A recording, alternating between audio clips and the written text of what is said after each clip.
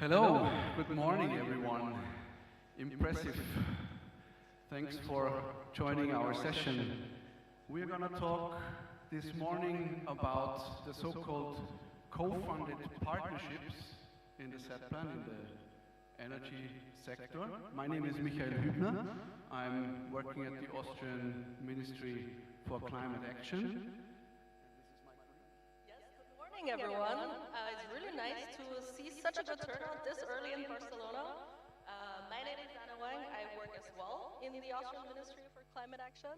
I am responsible for the co-funded partnership called Driving Urban Transitions, so dealing especially with urban energy systems and how to get energy systems climate neutral and decarbonized in urban and city settings. And I'm working with the Clean Energy Transition Partnership, which is a partnership that deals with a broad variety, nearly all the clean energy related technologies and topics of system integration in the clean energy systems. So what are we doing with these co-funded partnerships? We're bringing together national funds, so national programs from all over Europe. How many partners do you have in the Driving Urban Transition? Right now it's 30. How many in CTP? Yeah, I think we have also 30 countries, and some of the countries have more than one funding agency involved, so it's piling up to 58 agencies and ministries that are working together here. We have partners from all over Europe, but partly also partners from outside Europe. And so we are getting together national funds and programs in the field and enable them to work together. That's the purpose of our partnerships. Absolutely. And since we are bringing together countries, funding agencies, and national programs, we are also bundling efforts towards a common goal, whether this is energy technologies, whether this is system integration, or whether this is urban energy transitions, and pulling together all the efforts that are happening in Europe, but also beyond, as you just mentioned, because both of us have international partners on board and have gained them in the past couple years to really pull together in a common direction and try to create impact in energy technologies and systems. So what we are practically doing can be maybe summarized in three items. The first one is bring together national programs and help them to align, to find common priorities, common topics. The second one is pooling budget. We bring in national budget, and the European Commission is topping up this budget with 30%. And we are providing this budget to projects. So in our case, it's about something like 150 million euros per year that we are offering to projects in a transnational joint call every year. Yes, and in our case, we are offering around 70 to 80 million per year. And we have started our work last year, of course, and had a first round of calls. There is an echo, but I will continue. But of course, even before the Driving Urban Transitions Partnership started, we have our roots, both of us, in the set plan implementation working groups, and predecessor AeroNets who have existed and who have done regular calls under Horizon 2020. And these projects and these results we are taking on board within the partnership, carrying the ideas forward, carrying the solutions forward, and the community that was built in the past years. Which brings us to the third activity that we are doing. This is accompanying activities to work actively with the projects in knowledge management activities to try to help them create as much impact as possible by connecting them to other initiatives, to financiers, and giving them support to reach the need owners that are in need of solutions and can help to work on the right solutions that can be brought directly to the market. And we want also to work actively together with many other initiatives and parts of the Strategic Energy Technology Plan in Europe.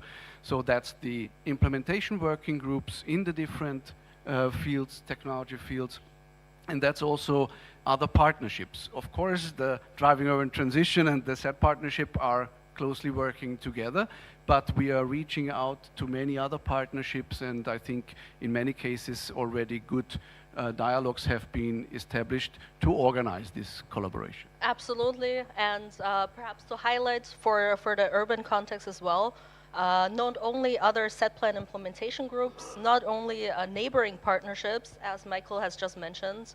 For us, of course, the European Climate Neutral Cities mission is quite important, and we are actively also reaching out and aligning in this regard to, you know, I think this is all to create impact and to really solve the needs of need owners.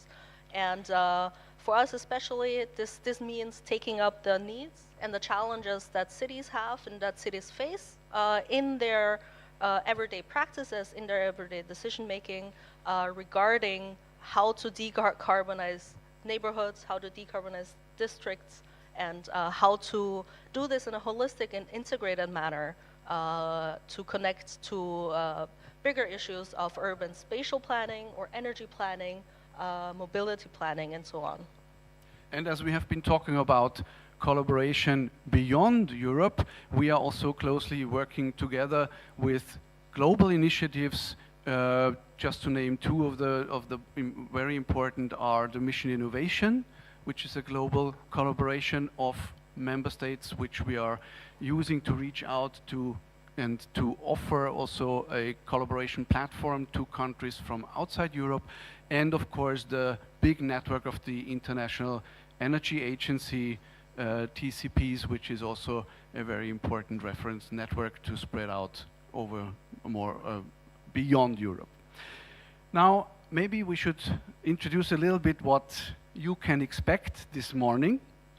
We are having mainly two parts this morning. One is dedicated more to the Driving Urban Transition partnership and topic, and the other to the clean energy transition. Yes, and if I may kind of highlight what the first part on with kind of in the Driving Urban Transitions focused part will deal with. Within Driving Urban Transitions, we gather our work in the kind of urban energy thematic and topics under the heading of positive energy districts. It's one of our 3 transition pathways, and our session this morning will focus on the positive energy transition pathway. What has been done so far, because we have started our work way back in 2016, 2017 as a temporary implementation working group of the SET plan. We then became an official implementation working group. So we have quite a history. We have quite a history of joint calls as well, starting well before the Driving Urban Transitions partnership. So we want to highlight the work that has been done so far, where we are in terms of reaching our goals, and give a little, perhaps a teaser of where this will go in the next years, and kind of the areas for further development of the concept and our work in the coming years. And for this, we will have a short video introduction and then a panel discussion. Now over to you. The second part is dedicated to the work of the Clean Energy Transition Partnership. The Clean Energy Transition Partnership has a long history in the pre-existing ERA nets in different fields: heating and cooling, bioenergy, wind energy, grid integration, regional energy systems, digitalization. And we bring together all these pre-existing networks. And the question is that as we are covering this broad variety of topics, and the energy system, of course, is consisting of all these technologies and technology options that we have, how can we work together between these different technology-focused initiatives or topics? Can we identify synergy topics? How can we deal with the topics of system integration? How does this all become a seamlessly integrated energy system? And we want to highlight this question of how can we identify synergy topics and how can we work with them between the different sub-initiatives in the Clean Energy Transition Partnership, which are called transition initiatives, which are concentrating on different technologies, and also with the different implementation working groups, technology platforms and other initiatives that are technology focused on the European level. How can we bring that together? How can we work together? And we take the example of energy storage, which is definitely a cross-cutting topic which you find in many different parts of the energy systems in very different various technological implementations, but they have to play a certain role in the energy system. And how can we work on this together? This is the example, and we will also have 2 introductory presentations and then a panel discussion. We have used our time exactly, so we will open the first session. Of course. We will start with the Driving Urban Transition session with the Positive Energy Districts topic. Christoph Gollner, who is the coordinator of the PED transition pathway, he unfortunately could not travel to be here due to health reasons, but he put his presentation to contextualize where we are, what has been done, and what needs to be done in the coming years in a video presentation. So I will leave the floor to him and ask the technical team to play the video. Hello, I'm Christoph Gollner. I'm the coordinator of the Positive Energy Districts, the PED transition pathway of the DOT partnership.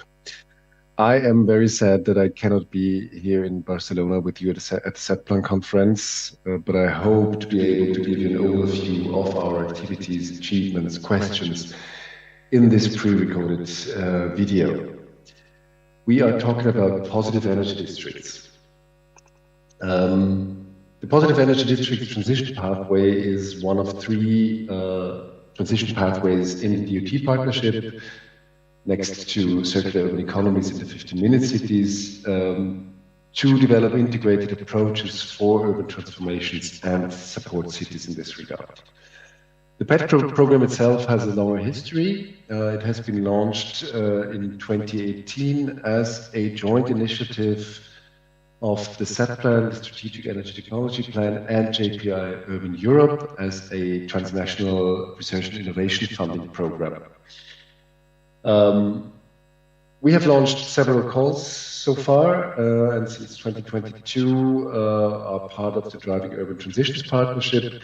A big goal of this endeavor is achieving the mission in 2025 to have initiated at least 100 PEDs in Europe by 2025, so in 2 years, and then continue to support the European policies in terms of climate neutrality, achieving the city's mission of 100 climate neutral cities by 2030, for example, position PEDs as building blocks towards climate neutrality. As I said, 2 calls have been issued in the framework of JPI Urban Europe with together 12 projects. Some of them, the first generation, already has finished. Within DOT, there is still we had one first call last year with 48 projects, 13 PED projects suggested for funding, and with more than 200 municipalities involved in the calls, in the projects. The current call is open for a week still, if you're interested. Otherwise, there will be annual opportunities to join in a PED call, in a DOT call with at least 3 PED topics in every call. So there will be annual calls until 2028, and it's rather safe to say that we will have more than 100 PED projects in our portfolio by the end of the partnership. Speaking of project landscape, the project landscape has been growing significantly in the last years, not only from JPR Urban Europe calls, but also from Horizon 2020 and Horizon Europe calls on positive energy districts, but also on the national level. The topic has been taken up and being integrated in national strategies, in respective programs to support the development of positive energy districts.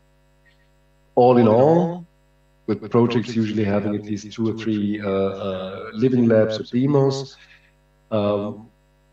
we have, as of now, more than 70 PET case studies available as an evidence on the road towards climate neutrality. So we are on a good track towards the PET mission, and we are trying to collect the knowledge with a wide range of different parameters and indicators in a dedicated PET database. This task is led by the COST PET EUNet action together with the IEA, EPC Annex 83 and JPR Urban Europe. Currently, we have 23 projects, but we are working hard to build up a comprehensive database as an open source for all respective target groups. The core element of what we're doing is working with the cities. These are our main target groups. We want to provide solutions. We want to provide impact on the ground for cities to enable them to perform the energy transition, but in general, transform cities in a sustainable and climate neutral way. We consult with these cities. We have a city panel with more than 40 cities engaged, a lot of them also part of the European Cities Mission. And we, on one hand, want to provide them with a space to exchange their experiences, their challenges among peers, but also for us, or to give them the opportunity to have an impact, to have an input, a saying in the strategic development of our activities, and specifically input to the priorities that we want to address in the calls, in order to make sure that the city's needs are being addressed in whatever we do in our activities. It's equally important to be in close cooperation with the projects themselves. So we are organizing joint workshops between projects, but also between project generations, in order to make sure that knowledge is being taken up by the next generation of projects, that that they find common ground in their communication on positive energy districts. We try to synthesize outcome and strategies, and simply provide the room for discussion on this rather complex issue. There's a lot of outcome and output from the project, guidelines, policy recommendations, different, a wide range of different analysis. So our task will be and is to disseminate and communicate these outcomes of our projects in a proper way towards policymakers, decision makers, but all different stakeholder groups that are interested in being part of these transformation processes. One question still lingers a bit after all these years, and that is the very basic question of what are PETs actually?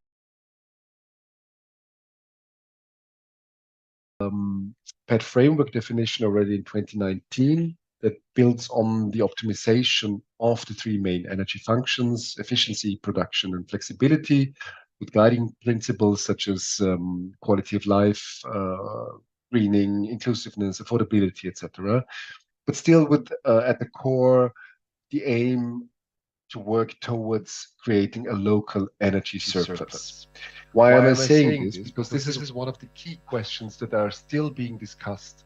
What is the core element of a positive energy district? Do we really want to focus on the local positive energy balance? That works as a narrative for researchers usually. However, with cities, and the feedback we got from cities is, let's say, ambiguous. It is an interesting concept for them, but as a narrative, it is rather unattractive.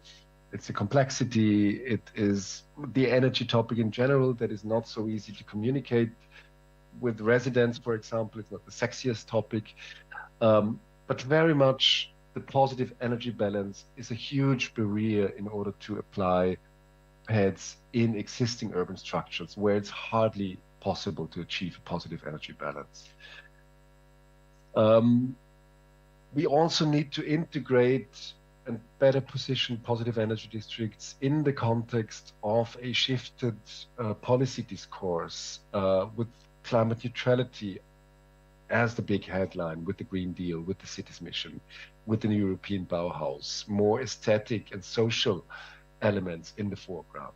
So the processes have been put very high on the agenda, less so maybe the technological solutions themselves.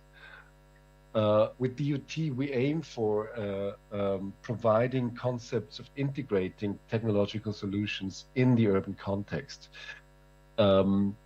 We need to respond to the energy crisis. There is a sense of increased urgency when it comes to the energy transition. We need to respond to that.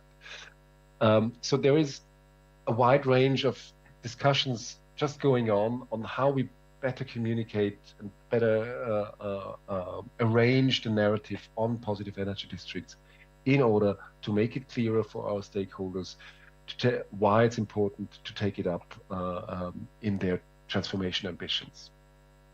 Just to show you, this is one question we discussed in a workshop a couple of weeks ago. How do PEDs relate to climate neutral neighborhoods?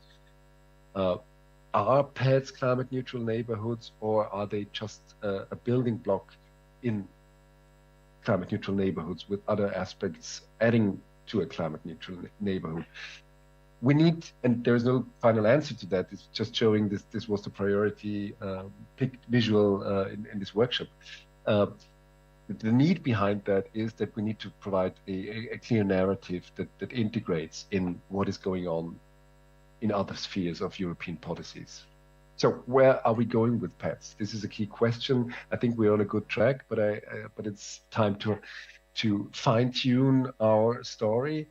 If you're interested, there is a roadmap available, downloadable on our website, the DUT roadmap, including the PED roadmap, and exactly this roadmap will be updated over the course of the next year. And we are inviting all of you to participate in this discussion, especially also with the CETP partnership.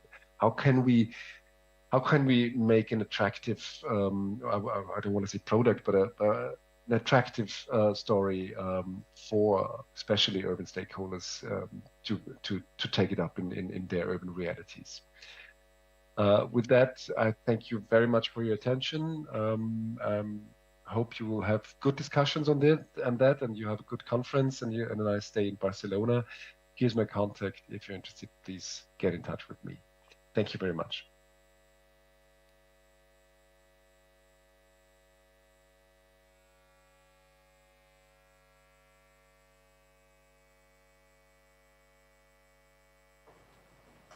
Sweet. First, big thank you to Christoph. I think he gave us a very good overview on what the Positive Energy District is and what we can expect from it. My name is Helena, and I'm going to moderate this second part of this partnership, which is going to be a panel discussion. And first, I'm going to invite Emina Pasic to stage. She works for the Swedish Energy Agency, and she's also co-chair of the Energy Transition Pathway. Welcome, Emina. Next up is my fellow colleague, Angela Berger. She works for the Energy Research and Funding Association in Austria, and she's also an expert on TRI5. Next up, we've got Gerdy Brandbroek. She works for the Netherlands Enterprise Agency, and she's also part of the SET partnership. And yeah, let's see how it goes. Because we all kind of jumped in very spontaneously, so yes. We'll just see how it goes and what we can talk about, right? All right, my first question is to you, Emina. It's why are the positive energy districts important for the energy transition, and what role do they play? Yes, thank you, Angela. And maybe I'm starting already from 2018. And actually, we see that Europe is striving to have a leading role to transition and reducing of carbon footprint in cities, and more than 2/3 of the world energy is consumed in the cities, which is making them central to energy transition and even system transformation too. And as an effort of to accelerate this transition, we, together with the member states, associated states and Commission, initiate and launch the PED, Positive Energy Districts and Neighborhoods program already in 2018, together with the GPI Urban Europe, and organize this 2 pilots call on the same thematical issue as Christoph mentioned in previous presentation. And it was like a starting point to work on and push for these activities between now switching to the DOT partnership, Positive Energy District Transition Pathway, which continue work and develop activities in the positive energy districts to help cities to reduce carbon footprint. All right, great, thank you. My second question, maybe like each of you can answer that. How can positive energy districts and by extension cities contribute to the flexibilization of the energy system? So how can we make the energy system a little bit more flexible? Maybe, Angela, do you want to start? In a city, you have to make the energy transition together. So you have to involve the citizens, because nobody can do energy transition on his own in a city. So that's why you have to find all kinds of flexibility of work, how you can work together and make the energy demand according to the generation. And in the Clean Energy Transition Partnership, we talk about regional energy systems, but there we have to focus bigger than the city. So positive energy district or a city can be a part of a integrated regional energy system. So there we can work together, because outside of a city, usually it's easier to make to generate renewable energy, and the city is the sink of the energy sink of the in the region, for instance, because usually in the cities you have more demand than you can generate. Mm-hmm. Yes, I would like to add on that. I'm looking at this from the heating and cooling perspective a bit, because you may not realize, but the TRI4 in the Clean Energy Transition Partnership is focusing on the heating and cooling. And first of all, I would like to observe that I'm really with you that making our cities climate neutral is really important, because, of course, very many people live in the cities, and we need to decarbonize. Well, sorry, we need to make our whole society climate neutral. And that, of course, encompasses the cities, which is a very challenging task to get it done. And I think that the positive energy districts, it has this compelling positiveness in its title. So I like that. But I'm also with what you were saying, Angela, that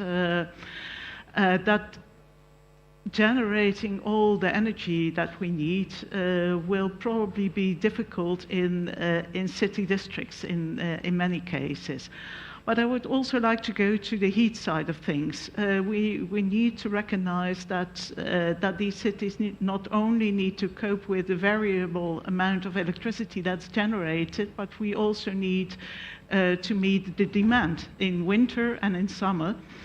And the demand for heat in winter is something that I'm worried about. And if a positive energy district would bring electricity to a grid when nobody needs it in summer and hope to get something from the grid or wherever when there's nothing available in winter, and the winter is the same dates all over Europe, so we won't be helped with our neighboring countries.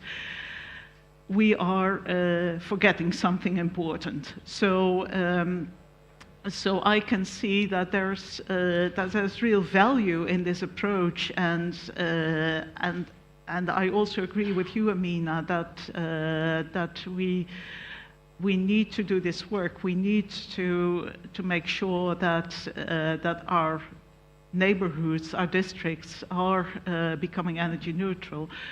And I would advocate for more attention to the heating side of things, but also more attention to the energy storage side of things. And then I'm thinking of short-term storage, but also on longer-term storage, seasonal storage.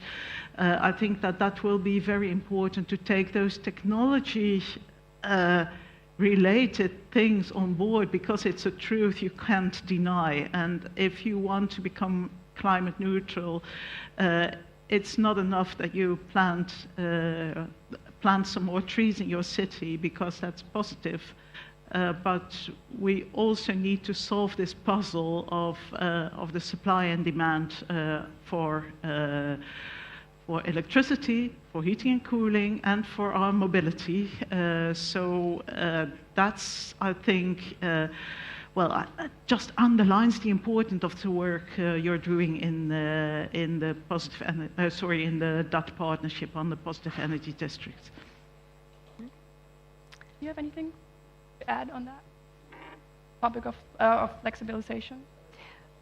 Maybe additional comments to what Gerdy mentioned, how we work in positive energy district activities and how we organize these activities is important actually to understand that is handle about the citizens and to enabling this all these technology perspectives to the citizens and bring them on board. Yes, maybe this is like an easy way to describe than put on in the work, but we through this joint calls and in duty partnership, we really would like to organize some activities which are understandable for the citizens and involve citizens associations and really to make this doable, and special with using the research and innovation instruments as a instrument as investments in this power to empowering citizens. And yes, of course, often we have heard that the cities administration have no competence, it's like have no personal resource, but if we are really put focus on the collaboration together with the academy, together with the companies, together with the national and regional funding agencies and ministries, and of course citizens association, I think that we really have good starting point to really help citizens and help cities to be climate neutral. That's very important to always like get everyone on board and like kind of combine everything. Angela, do you want to? Yes, I think to use flexibility, we have many technological solutions already. Of course, we have to do further research and innovation, but the thing is that people have to understand it and to live with this and to cope with this. So I think this is a very important thing. And well, the techniques, they like to forget that there is the customer and he who has to cope with this. So I think this is a very important work you do in this partnership. But do you have any ideas of measurements how to get the new innovation more into the implementation to the cities? Like, do you have any ideas how it would be possible to get the innovations to the cities and to the community? Maybe? Well, I can say something to that because it's a complex issue, of course, and we need a lot of things that work in the right direction. Ideally, you would have a clear direction which is supported by the government, because if the city doesn't agree that it would become climate neutral, what discussion do you have? So the direction needs to be clear, and I think that the European Commission and also our governments are doing a good job on this. Direction needs to be clear. It needs to make economic sense in a way. So that is also something. How will these prices develop? That's something I think will be very interesting to see that develop in the coming years. You need to have skilled people. You need to have the knowledge. And what else? Well, I think that all these things need to work in the right direction, otherwise it will be very difficult to get your ambition realized. So it's really a huge task where I think the slides that Christian Gollner showed us really showed that there's also interest to go in that direction. So that's encouraging, and it also shows it and can show others that they can do it as well, empower others to go in the same direction. Yes, I agree, Gerdy, and I can give you some example from Sweden, which we also started with development in 2018, work on climate city, development of climate city contract, together with the first 9 cities, and in 2020 we add 14 cities more, and now we're working with 23 cities in Sweden and developing a climate city contract, which is a new innovative instrument, really to merge this potential of the collaboration and governance and financing, and also to empowering citizens and cities to get them on board. We see also, because it's like a complex issue and it's difficult for funding agencies and ministries to reorganize internally for this type of activities and work, is the same the problem for the cities administration, and also companies, academy, and whole actors in this work.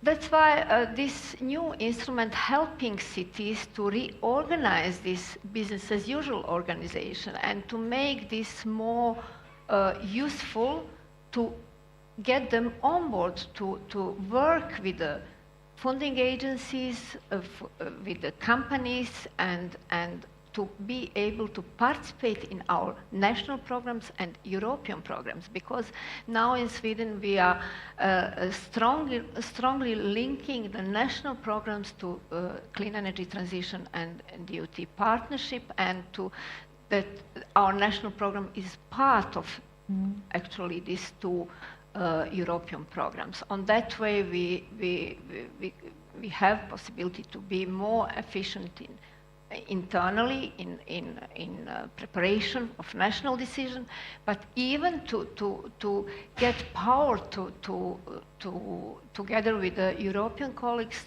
to develop these activities and needs.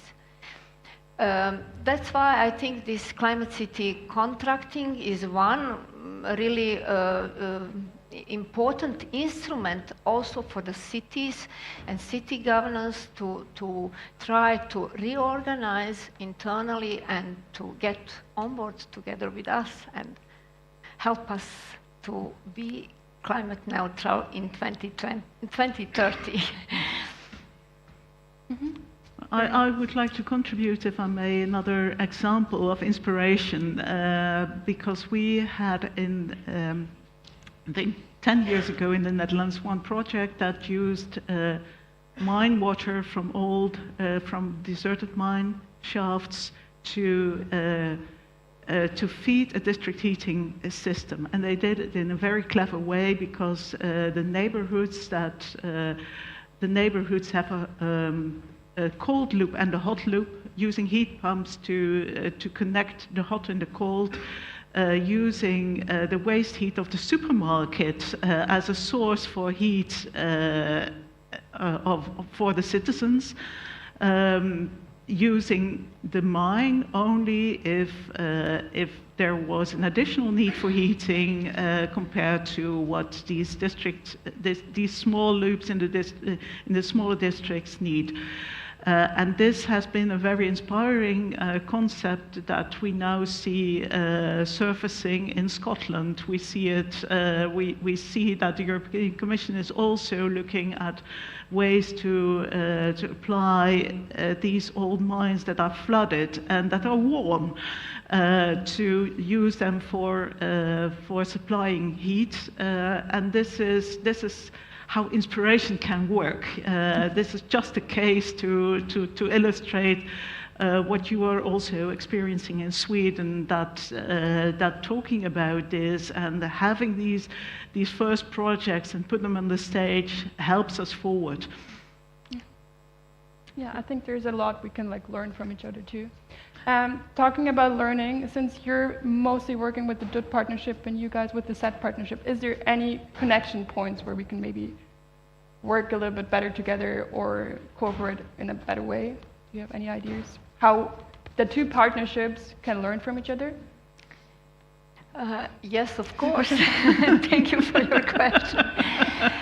And we already started discussion together and started to do brainstorming actually what could be of interest for both of partnership to start. And of course in DOT partnership behind the positive energy district we have two other transition pathways, 15-minute cities related to transition in transport sector, and circular urban economy related to circularity, circular flows.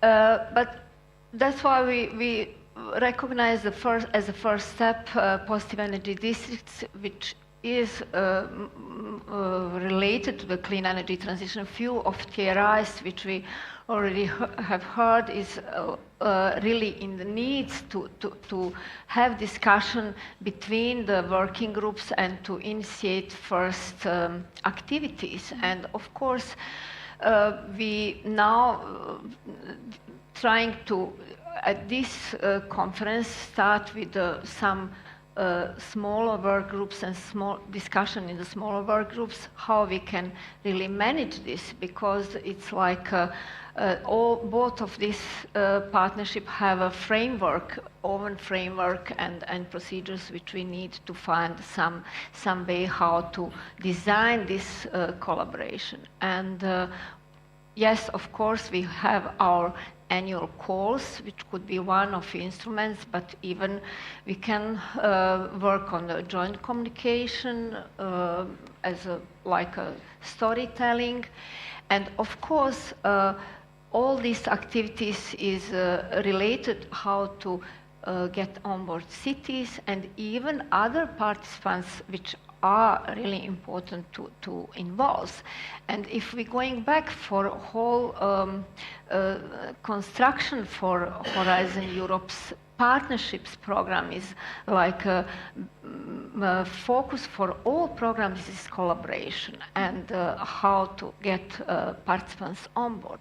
That's why I think that we have really good opportunity to initiate this dialogue. Mm-hmm. So both partnerships work with research topics, so the calls are calls for research. But we saw in your example that we have to bring together new stakeholders perhaps to the research projects, because supermarkets usually don't apply for a call, but we have to bring them together.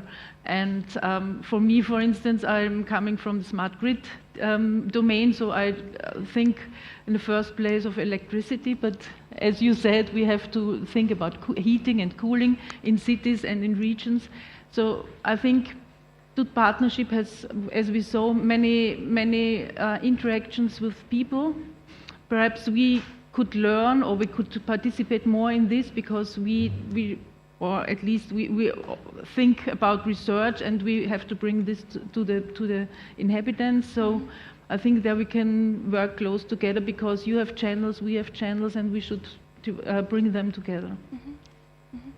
Yes, I fully agree. At the same time, of course, the Clean Energy Transition Partnership, we have an opportunity to work here on the energy transition in the built environment, in cities, in neighborhoods, together with DOT Partnership. But we shouldn't forget that the energy transition is more than that. So I would also say that that the industrial climate neutrality and the climate neutrality and the climate neutrality of your whole society, the negative emissions that we will be needing, things like that, will also be the responsibility of the Clean Energy Transition Partnership to remain on our agenda as well, because otherwise we fail. But well, to get back to the buildings, yes, of course, and we discussed this really a few weeks ago to look into the possibilities. But there are some similarities and some different things, and we need to learn from each other and do a good job there. Great, thank you. And I would say that we already started this collaboration this year, actually, when we launched the MI 2023 calls, Mission Innovation Call 2023. Together, these two partnerships calls for 2023 is actually merged in the Mission Innovation Call, which Michael mentioned in earlier.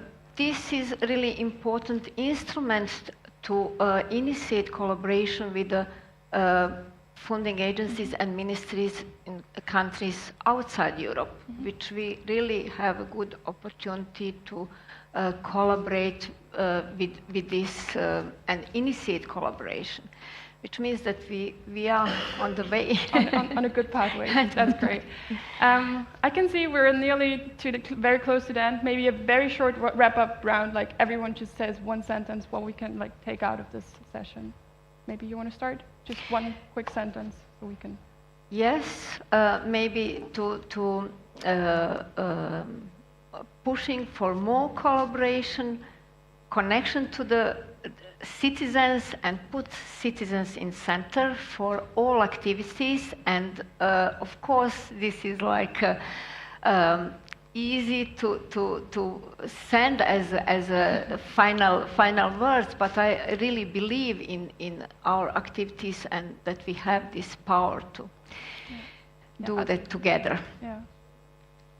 Okay, let's I say- don't. I just refrain from making it even better than what Amina said. No, but I think that's very good. I think that's like the main message, that like the consumer always has to stand in the middle, right? Because we have to like take everyone. Great, thank you very much. I think we're going to continue Thank with you. the SAP partnership. Thank you so much. Our panelists, also thank you, Helena, for the moderation. Helena is working as a trainee in our ministry at the moment, and it's a premiere to me, at least, to see her moderate the panel, and I think she did a very good job. Give a hand to Helena.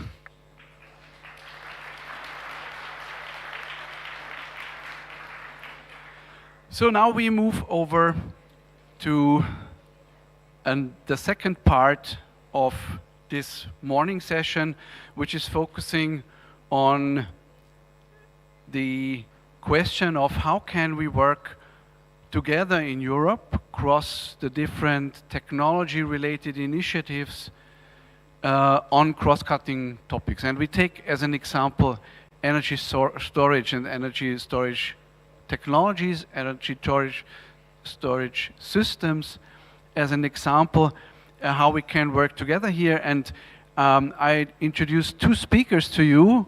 That is Gerry Brembroek again from the Netherlands Enterprise Agency, and Giuseppe Palazzo from the RSE in Italy, a research institute.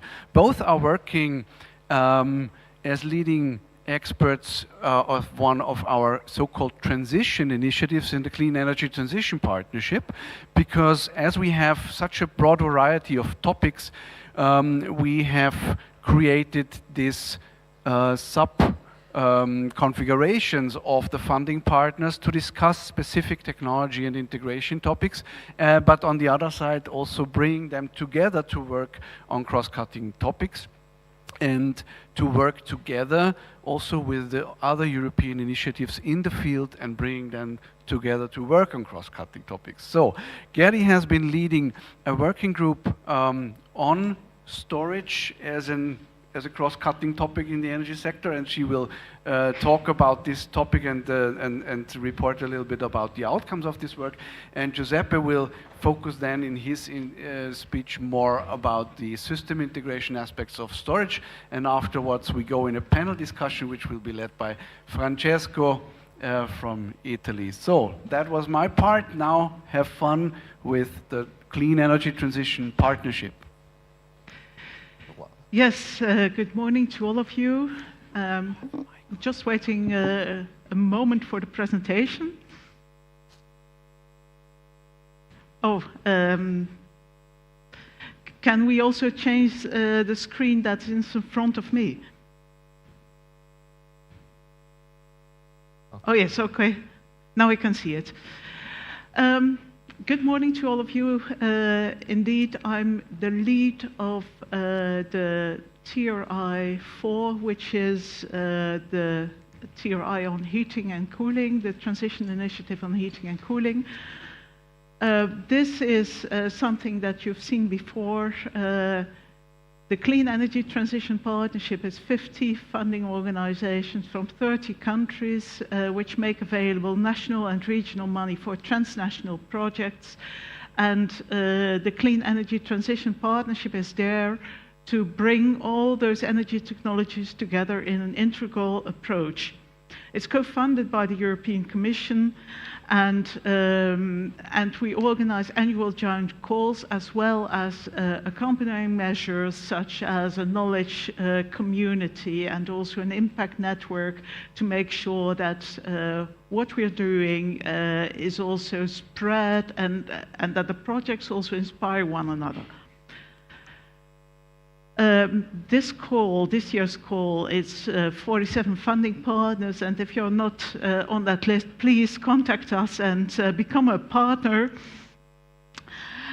We are organizing this with the 47 funding partners. Of course, we cannot put them all in a room and say, okay, well, have fun together.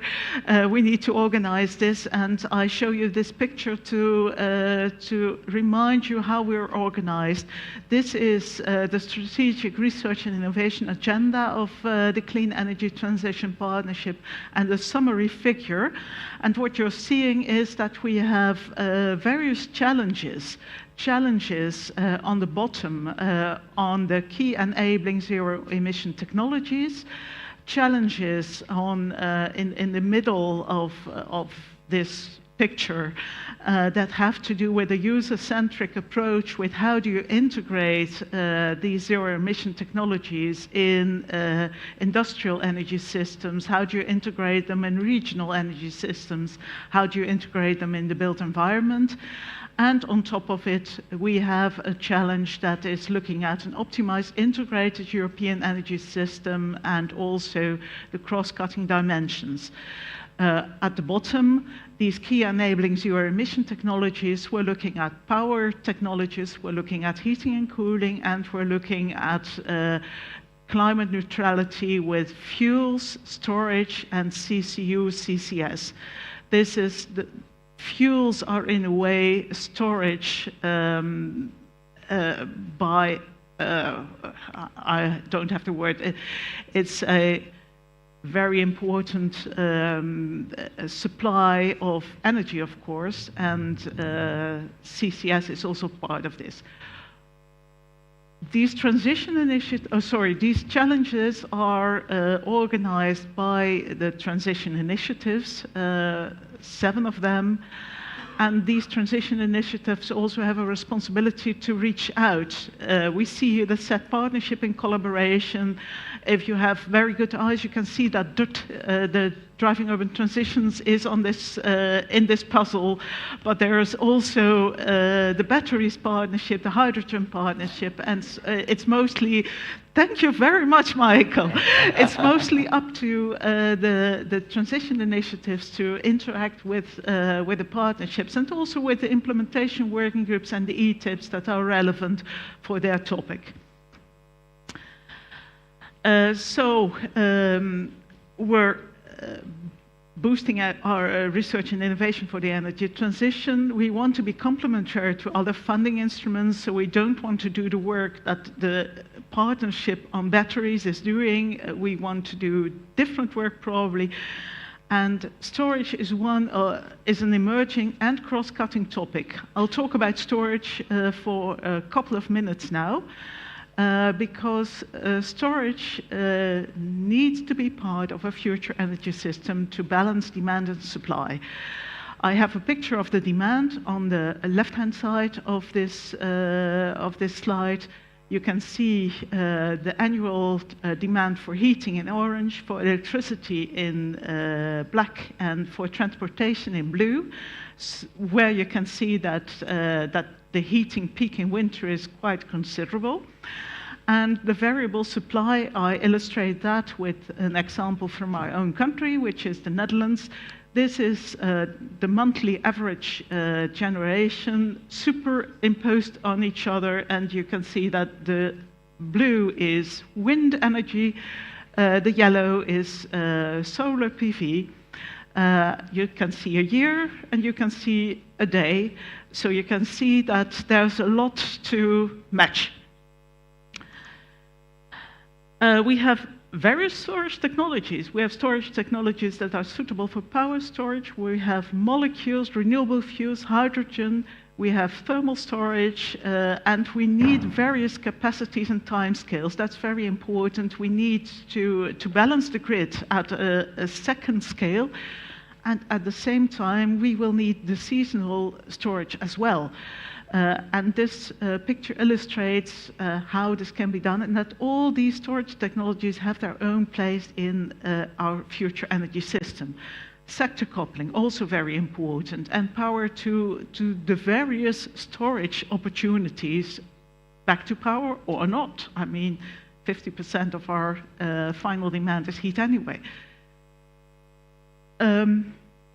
when we are developing the call text for the next year in the Clean Energy Transition Partnership, we start with scoping in autumn and early January, and then we have an internal meeting with all the transition initiatives to look at duplications, to look at to discuss the proposed scopes. Also, external meetings with the stakeholders and communication of the new call topics is somewhere in April. Last year, we were there, so 2023, we were there to discuss our scoping, and then we were at an internal meeting with all the TRIs, and we were not really clear whether storage was sufficiently prioritized there. We established an internal working group that discussed the draft call text, and we concluded that what said partnership needs to cover is covered. And we have decided to communicate that very clearly to avoid confusion.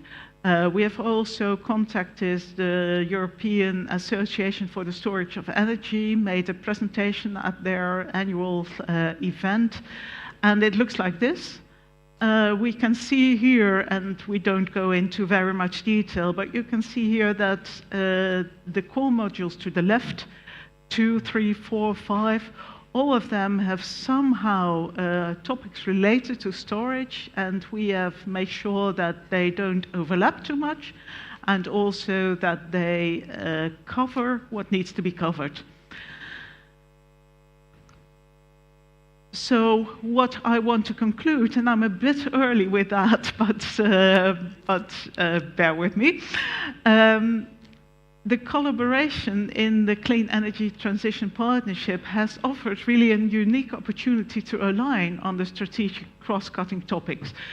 Because what Michael rightly said was where we come from is from 7 different AeroNets. And how on earth would you have a discussion like this with 7 AeroNets, with all their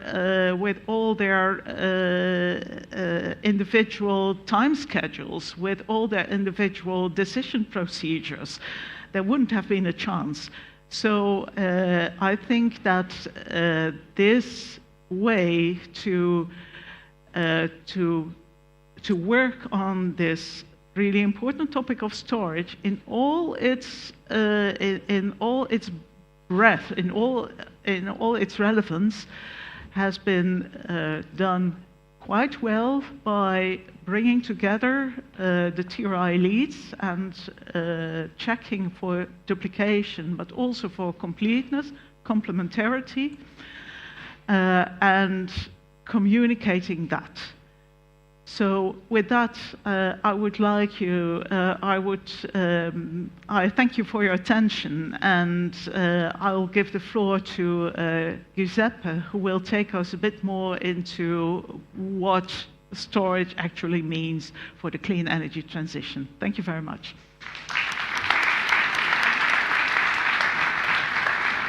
It's really easy.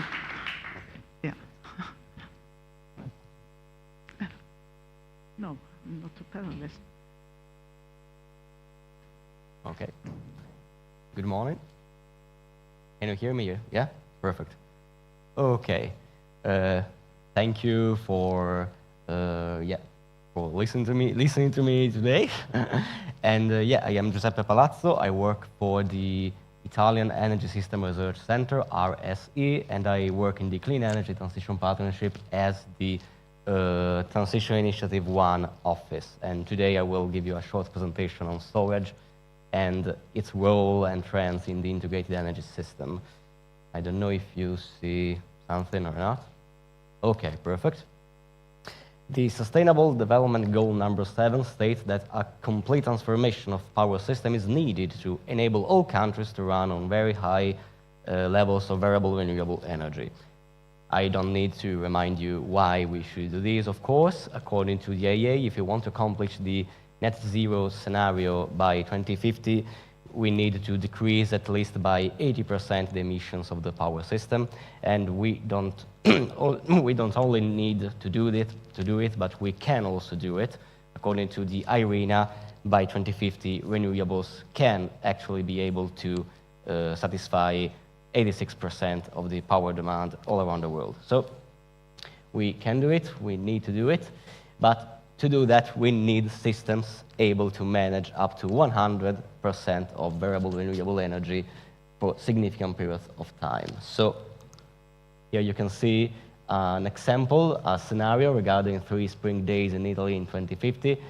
The concepts here are similar to the slide shown by Gerdy before. You can see during the day, in the middle of the days, the high solar production, while load is concentrated in the evenings. So clearly we need systems by 2050 able to manage the balance in the system on a real-time basis. We need systems able to overcome the forecasting uncertainties, hurdles, and of course we have also to answer the question regarding the red part of the graph regarding the overgeneration. How can we value that? Actually, all these questions will find an answer if we implement the integrated energy system.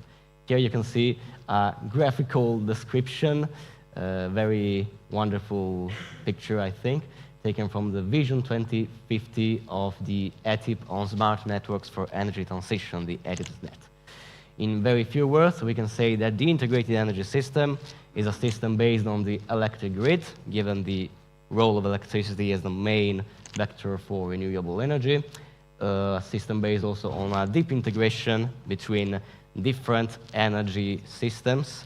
So the power system is, let's put it in a simple way, connected to the gas one, to the fuel system, to heat, to hydrogen. And so all these energy vectors, networks, and infrastructures are connected together in order to use energy in the most efficient way. And of course, this is possible with the adoption of storage and conversion technologies. Digitalization will be a pervasive element of all the system, enabling also citizens to play a new role in the energy system as prosumers or as members of energy communities. The concept behind all the integration is flexibility. So the management of the balance in the energy system. As the generation will be much more distributed in the territory, actually also flexibility services need to be provided by all the parts of the entire value chain, from generation to demand through the demand-side management tools. And of course, flexibility can be provided also by sector coupling. So the integration between the energy world, the energy sector, and the other sectors intertwined with the energy one, like heating and cooling provision, and, for example, transportation through and thanks to the spread of electric vehicles. Storage will play an important role in all of this, because of course it absorbs and releases energy into the system. And here, these are the main drivers and needs for energy storage, generation leveling, in such a way that all plants work in the most efficient way possible, keeping into consideration that, of course, there are plants that can vary their production regime with different flexibility. Energy balancing, clearly, and transmission and distribution grid needs like congestion management and ancillary services. So these are the main drivers and needs for energy storage, but different storage needs require different storage technology. Already Gerdy mentioned this. Here you can see two graphs considering the two main variables to distinguish the different storage needs. So power quantity on the x-axis and discharge and response time on the y-axis. So power and time frames. So for example, bulk storage needs are characterized by high power quantity and longer time frames. So CAES and PSH are the most efficient technologies to satisfy that kind of needs, for example. Among the different storage technologies, there are batteries, battery energy storage systems, They are, of course, different depending on the type of battery, and with different pros and cons, depending on the technology, they can answer all the main storage needs. Just a few words on the trend. Of course, all different kinds of batteries can provide energy time shift services, reserve margins and services, and also synthetic inertia. Regarding market, as we all know, China has a dominant position in the value chain. So in China, batteries are actually quite significantly less expensive with respect to the US and Europe. And despite of the stress on the supply chain and the increase in prices during the last years, lithium-ion batteries are the most used ones, and their market is expected to almost triple between 2021 and 2030. Regarding technology, okay, R&D is focusing on higher energy density batteries, also faster recharging, and also, yeah, of course, new electrodes, chemistries, and solid-state batteries are other topics on which R&D is focusing. But as energy is going to overcome sectoral borders through sector coupling, also storage can go beyond those borders through conversion technologies like power-to-heat and power-to-gas/hydrogen. Here I tried to synthesize the main strengths and weaknesses of conversion technologies with respect to batteries. So of course, conversion technologies are less expensive than batteries. They can provide flexibility to different systems. They may need less frequent cycling. They can help to decarbonize hard-to-abate sectors. But on the contrary, on the other hand, they have also some weaknesses, like the difficulty to implement power to district heating technologies, for example, in old buildings, which are of course the majority, and also some problems with the conversion efficiency. So of course it depends on the single use case. It may be wiser to choose a conversion technology or a battery one. Going to the conclusion, here you see this is the graph. I go back to the Italian example. Actually, simply if we develop and use the storage technologies together with demand technologies and conversion ones, we can actually have all the tools by 2050 to answer to the questions that we saw before, so to satisfy balancing and flexibility needs. So, thank you very much, and let's do this.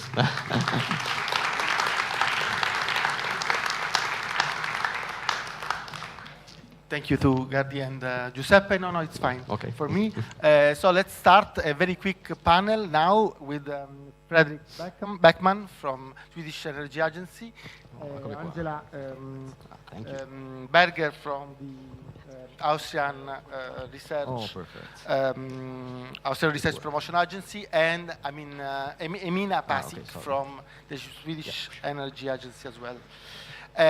We are actually facing a very, I would say, volatile energy price and energy characterized by shock, economy, also due to the multipolar war that we are facing now. And this could be a very problematic point even for storage, and especially for industry that have to face with very complicated forecasting in terms of price. So I would ask to first Fredrik Beckman from Swedish Energy Agency, that is also the leader of TRI 6, that is related to industry, what the strategy that the volatile energy price and the new business case that can be actually foreseen to face this volatile price in the energy. Is storage a solution? Fredrik, it's up to you. Thank you. I think storage is, of course, a solution, but I think that from an industry perspective, you need a systems approach. So it's not just storage, it's energy production by the industry itself.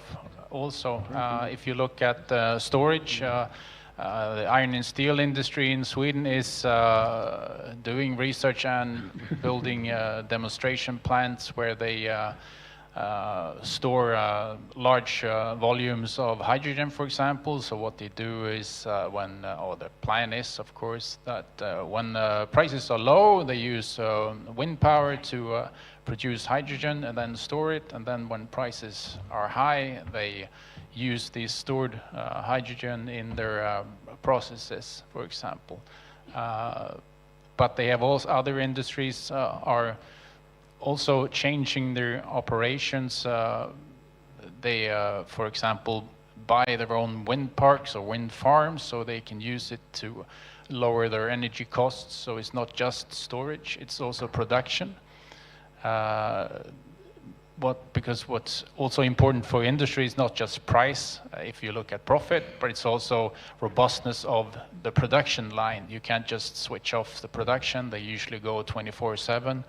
So I think that you need storage, but also a different kind of type of energy production. Thank you. Angela Berger, you lead the regional energy system. So maybe also in the regional energy system you are facing in the volatile energy price, and this could be also in the energy regional system an occasion for new project on the storage, a new application on the storage. Do you have any clue and comment on that? Yes, I think in the last time the decentralized generation got more important and people want to do this, and so regions start to really increase their generation. But you need storage then to increase your self-consumption. For instance, the shift from the day, from the PV to the night, or for some days, and the seasonal shift, but this might not be solved only in the region.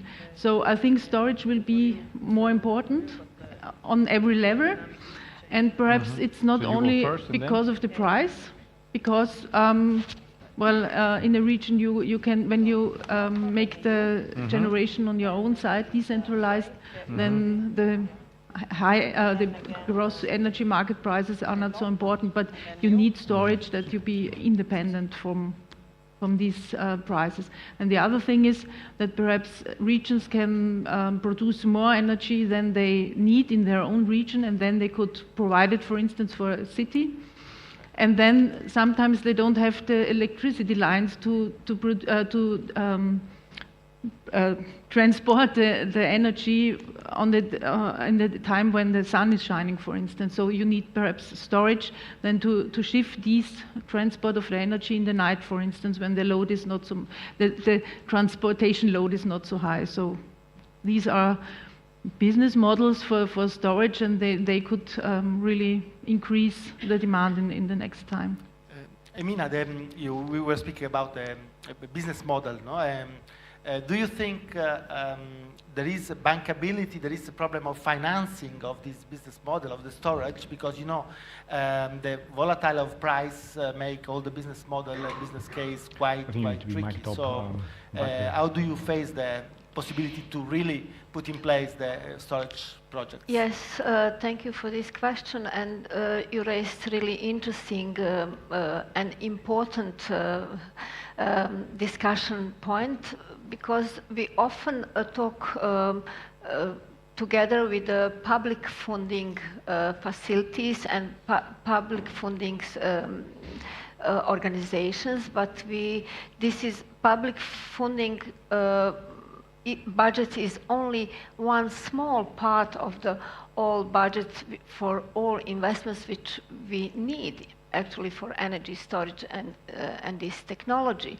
That's why I think this bankability, to identify bankability of the project, is most important part of designing of funding framework for these projects for energy storage, because we see that in discussion with private investors that we really need to meet their criteria for this type of projects. And yes, of course, this is complex but issue, but I think the in the coming development activities, we need to really think about risks in the project, how we're dealing with the risks, and how to identify these new models, innovative models, together with the private investors. Angela, can you say a little bit, we have seen from Gerdi the new call from Clean Energy Transition Partnership on the 23, but we have just already the results of the 22 calls. Is there any storage project going on there? Yes, since you saw that there storage are many other many things like heating and cooling and electricity, the projects didn't start yet, so we can't say something about the results, but I had a look at the project descriptions, and yes, we have many projects dealing with, for instance, heat storage and hydrogen and so on, and also for the electricity part in the integrated system. So the projects will start and work with this because, well, we don't start at the scratch, but they will continue working on these storage technologies. And I think in the next calls, then we will see the integration of the results, we hope. Thank you, Frederick. Also in the industry TRI, we have a lot of projects related to storage. Maybe you can say something on these issues. Yes, when it comes to storage, it also is CCUS, both in TRI 3, which is CCUS and hydrogen, but also in TRI 6, which is in the industrial energy systems. Yes, we see more and more applications for storage, either in a system way or in a technology way. So it is an upcoming area, I would say. And Emina, I think also on the other technology now, for instance, heat pumps, maybe we have seen some project going on. Maybe you can say something. Yes, thank you for this question, because heat pump technologies is like a technology which we can really use on many ways, and as a flexible technologies, because we see also in TRI 4, as Gerdi mentioned, that how we can connect different technologies, and also for the energy storage part. For industrial part now, we running the industrial activities, industrial annex in international collaboration heat pump program, but which is also linked to the TRI 4's call and projects in TRI 4.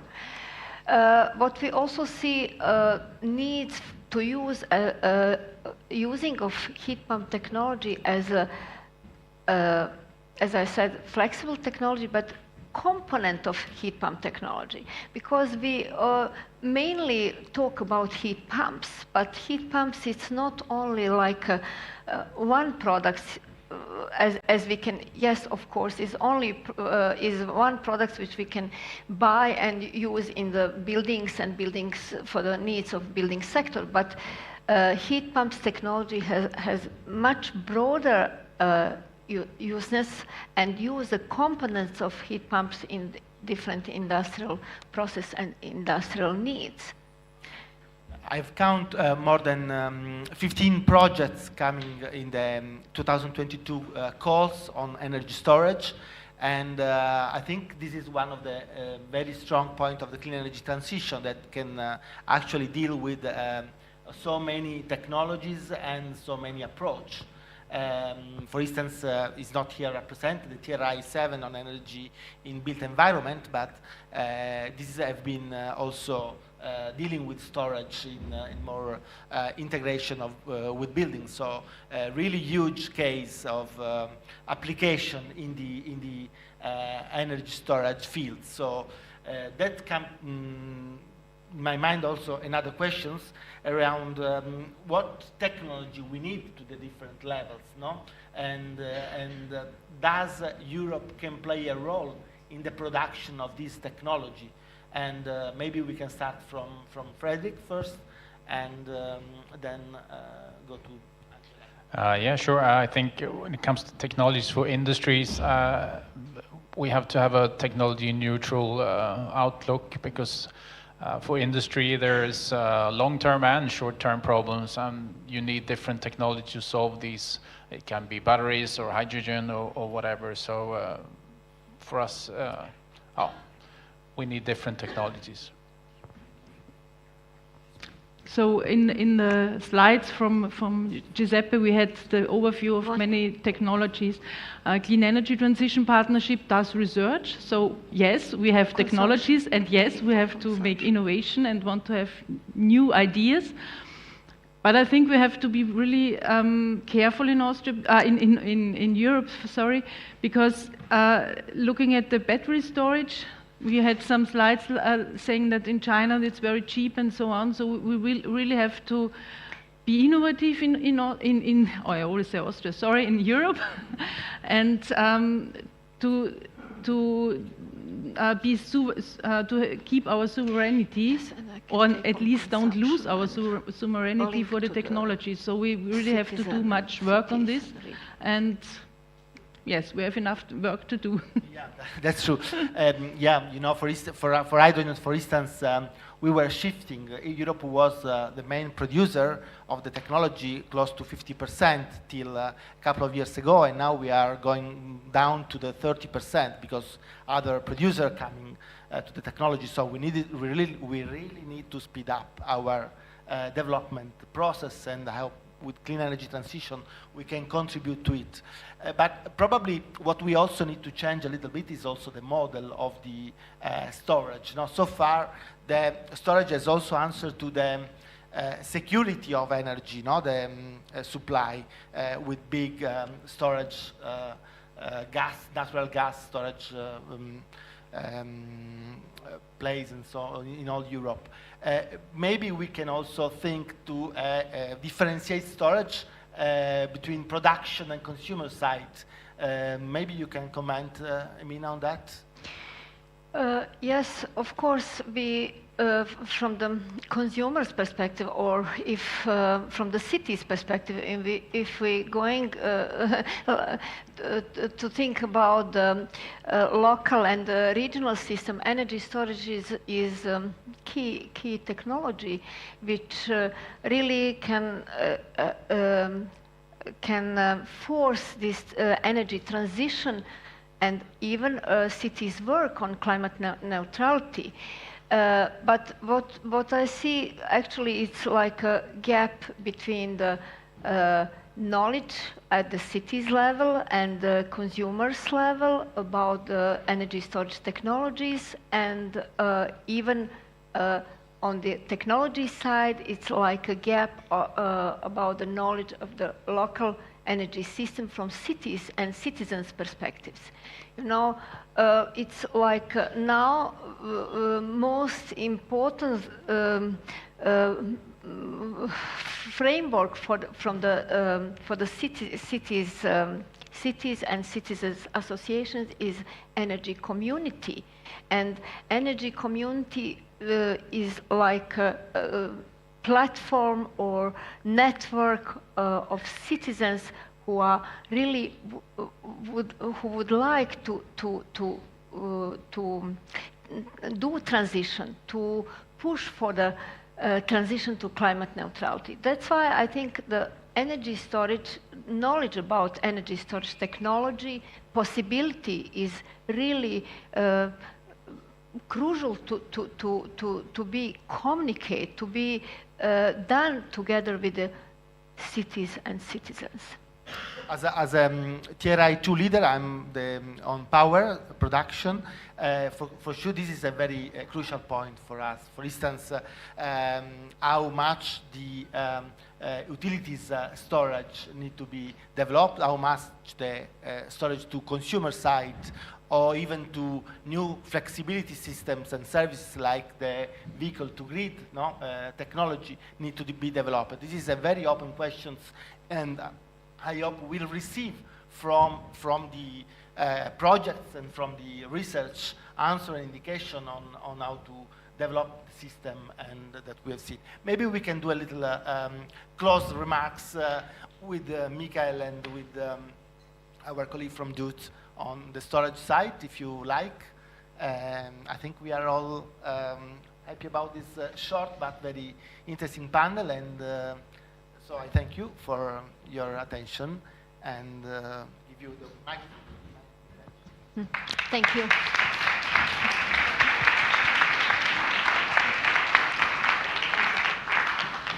Thank you so much for this panel.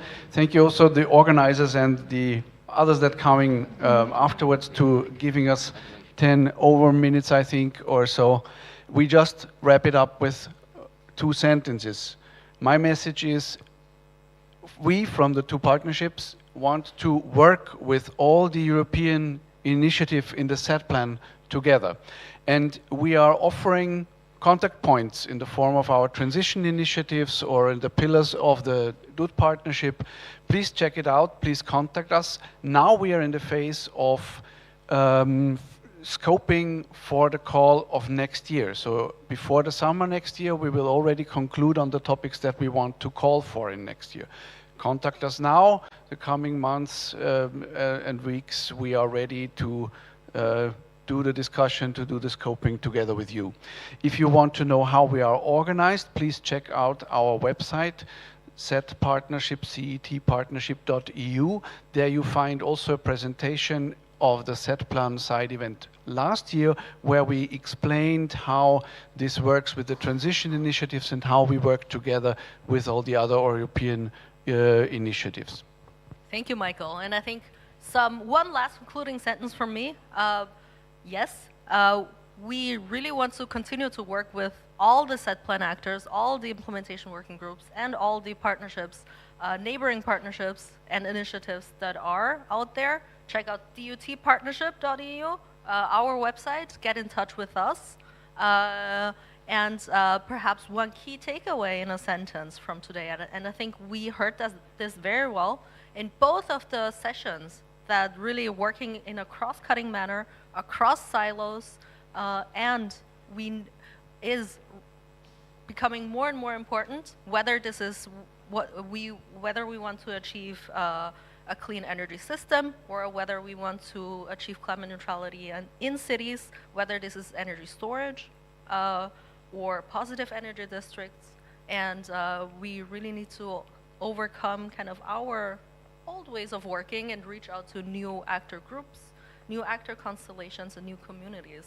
And that's why, from my side, I would also like to extend the invitation to get in touch with us, whether this is in scoping or in other discussions. And thank you for the session. Thank you for your attendance. And big thanks to our Spanish colleagues for the organization.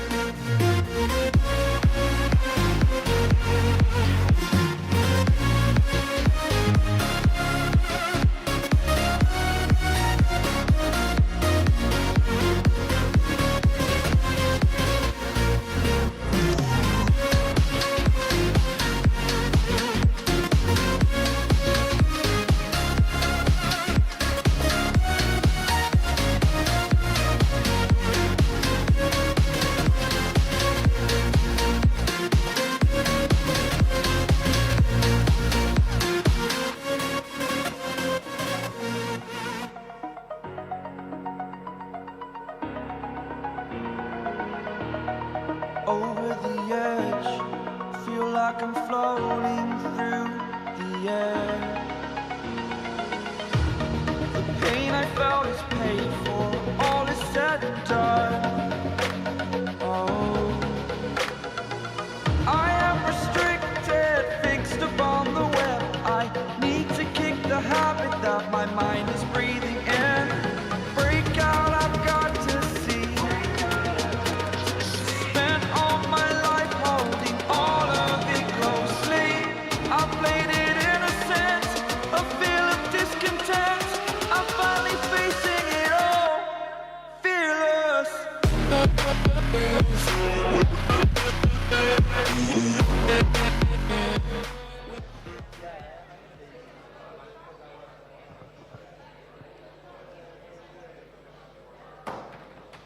Hola. Hi all of you. We are about to start the second session. So please sit, and if you can use the seats that are in the middle, because, well, if there are some people that will come a bit later, they can use that are in the extremes. So we are about to start this session of Advancing Energy and Climate Goals, the Power of Research and Innovation. And please, all the speakers, the floor is yours. Thank you very much.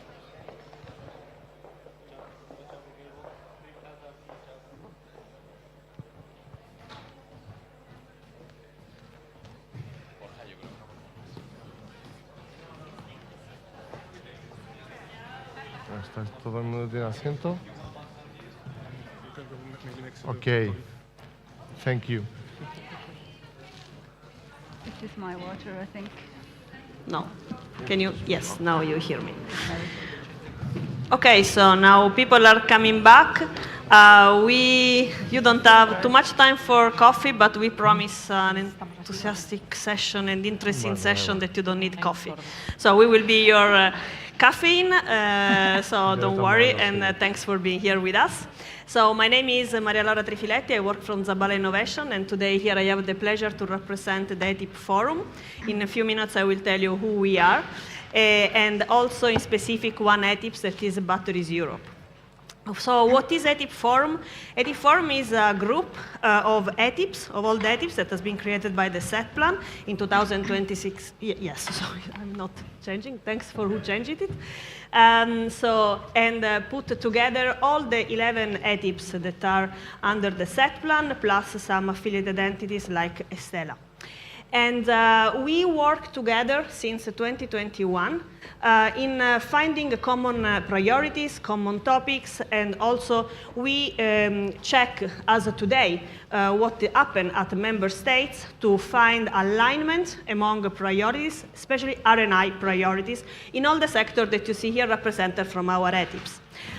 Today, what we are going to show you is our latest work on joint recommendation on the revised NECP. So this is the agenda, so these are the expectations that you can find from this session and what you will learn.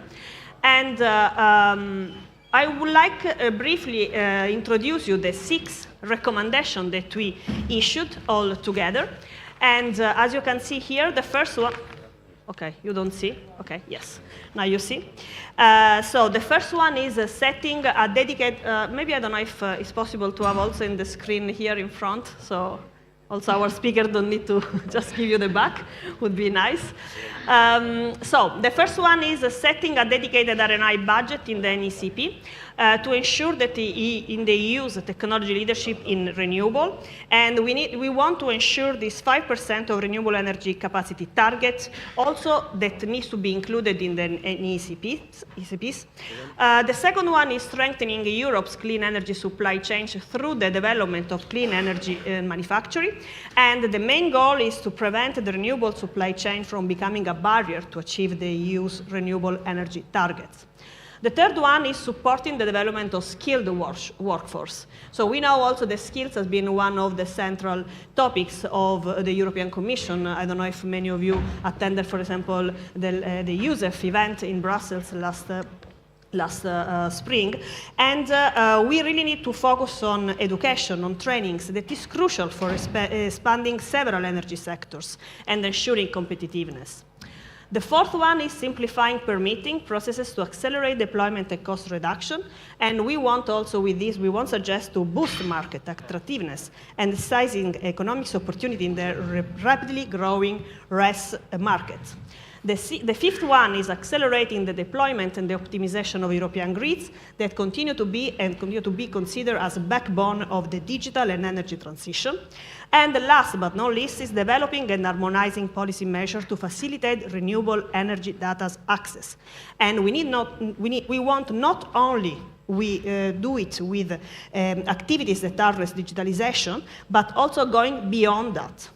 So, based on these 6 recommendations, we will have, before we will have a keynote speech from Vincent Berruto that I'm going now to introduce, that will give us an overview on the latest EU energy policies development, stressing also the importance of the NECPs in the overall EU policy framework, and also with a final assessment on this ETIPS forum recommendation. It will be followed by Miriam Bueno, that will present us the Spanish NECP revise for 2023-2030, so with the priorities that you identified. And then we will have a panel discussion along these six recommendations with our speakers that I will present you later on.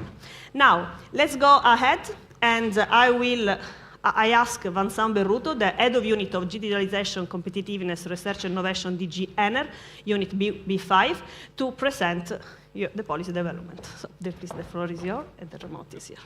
Thank you very much, and good morning to everyone. Thank you, Maria Laura. I've been invited by Maria Laura to frame the NECPs in the framework of the overall energy policy context, and that will be the subject of my short introduction.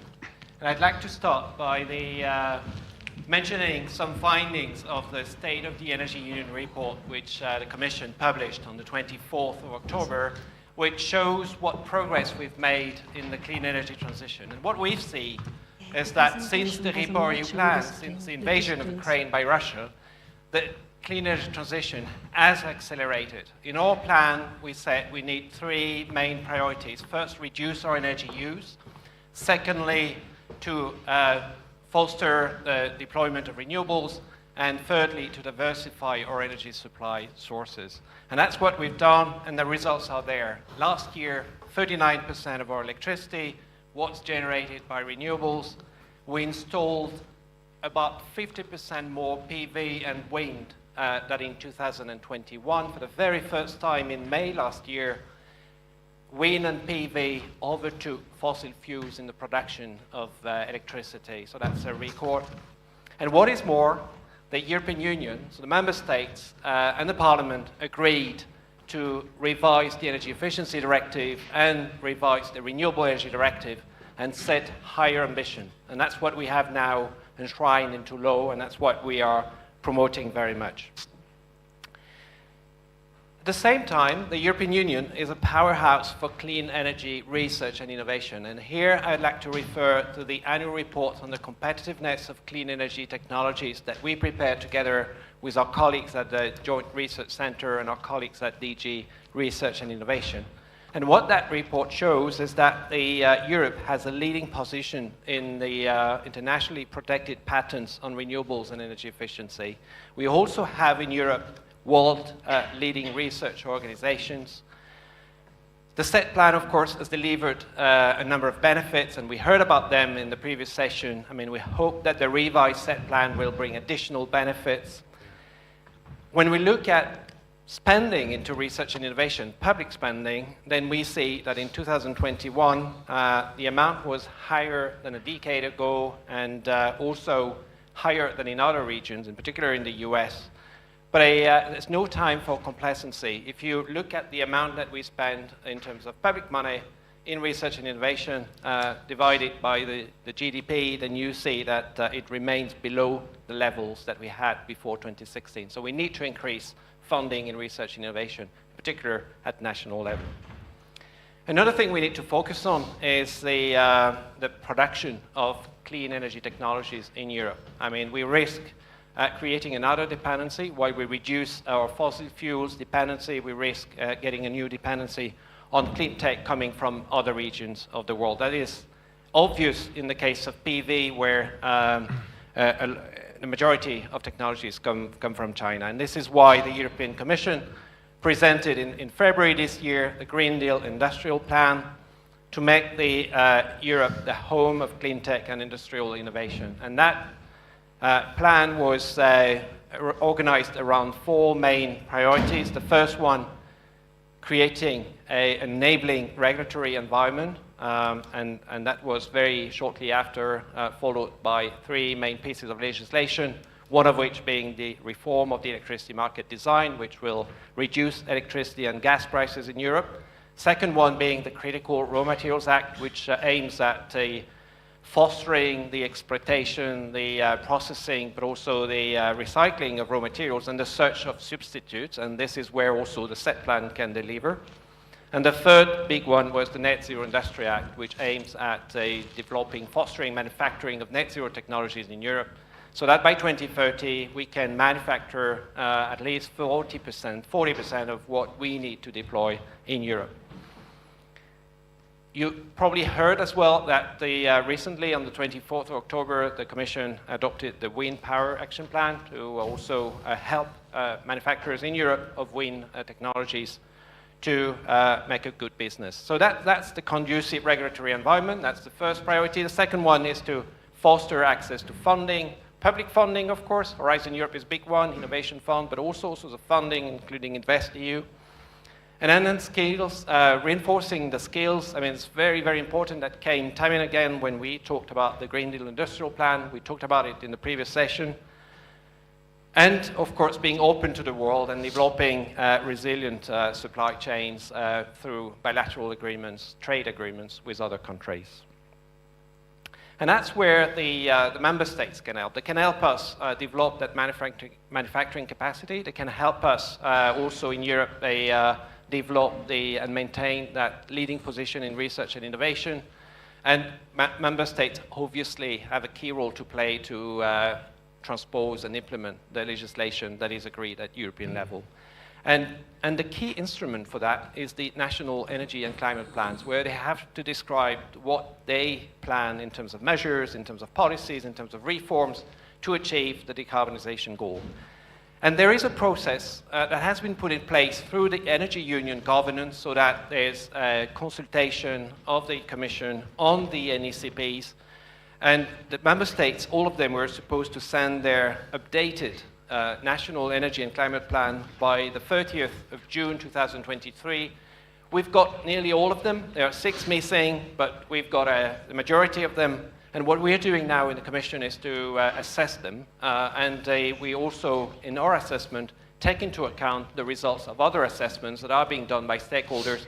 And of course, the ETIPs are important stakeholders when it comes to the assessment of NECPs. And we'll hear more in that session. The next step will be in 2024, in December, first of all, to provide the result of our assessment. And then in 2024, for member states to revise their plan according to their recommendations, and then submit their final version by June 2024. So that's where we are. This is ongoing, of course, and it's too early to draw conclusions about that assessment, but there are some observations that can already be communicated because we've looked at many of these plans, and you may know, I don't know if you're familiar with it, but in these plans there is a 5th dimension or 5th chapter which is on research, innovation, and competitiveness. That's what we call RIC chapters here. The information that's supposed to be in that chapter is, in fact, in many of the plans scattered across many parts of the NECP. So it doesn't make the evaluation very easy. But what we've seen through our early assessment is that very few member states provided concrete targets or pathways towards 2030 and 2050 when it comes to research, innovation, and competitiveness in clean energy. And when there are targets and measures, often these targets are missing, they're not complying with the SMART approach, meaning they're not specific enough, not measurable, not attainable, relevant, and time-bound. So that's a general feeling that there's scope for improvement when it comes to targets and pathways in these NECPs. And it's not obvious in many NECPs, the link between the measures on the one hand and the funding that is being proposed in these plans. So I think that that's also a room for improvement that will be flagging in the assessment. And lastly, very few member states provided information on that last aspect that I mentioned, the manufacturing, the link with the Net Zero Industry Act. And not much either on the digitization of the energy sector. You can find all the plans on the website. There's guidance as well that we provided to member states that can be found there. And so I'd like to finish with that slide because I don't want to repeat what Maria Laura said about the recommendations from the EPTIP, but we found them very, very, very useful. And actually, we sort of agree with most of them. And I repeated them here, adding my comments on top of them because that's where we see also priorities. Well, setting dedicated research and innovation budget, fully agree. I mean, overall, you've seen in terms of compared to GDP, we haven't made big progress in terms of spending, so we need to increase spending. We need to coordinate better. And not just on renewables, but also on energy efficiency. That's a dimension that is often forgotten. And I guess that's what you meant by renewables, but I think it's useful to spell it out separately as well. Strengthening the supply chains, fully agree. That's what I mentioned. This is where Europe is lagging behind, and that's what we want to develop. The skilled workforce, everybody agree, I think, and we should build here on the partnership on under the Pact for Skills for renewables. Simplifying the permitting, efforts have been made, but we need to go further, and it's not just about deployment, it's also about manufacturing, and that's part of the NZIA to do that. Optimization of the grid is key, and there will be an action plan that we are preparing that will be issued at the end of November. And finally, digitization is key, and we want to increase support and access to energy data, not just renewables, but energy data, and foster an energy system that is more digitalized so that it's more secure, that it's cleaner, more competitive, more affordable, and that's what we are all aiming at. So thank you. That concludes my presentation. Thank you.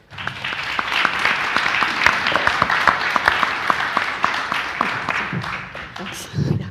Thank you, Vincent. And yes, we learned that a lot has been done, but a lot needs still to be done.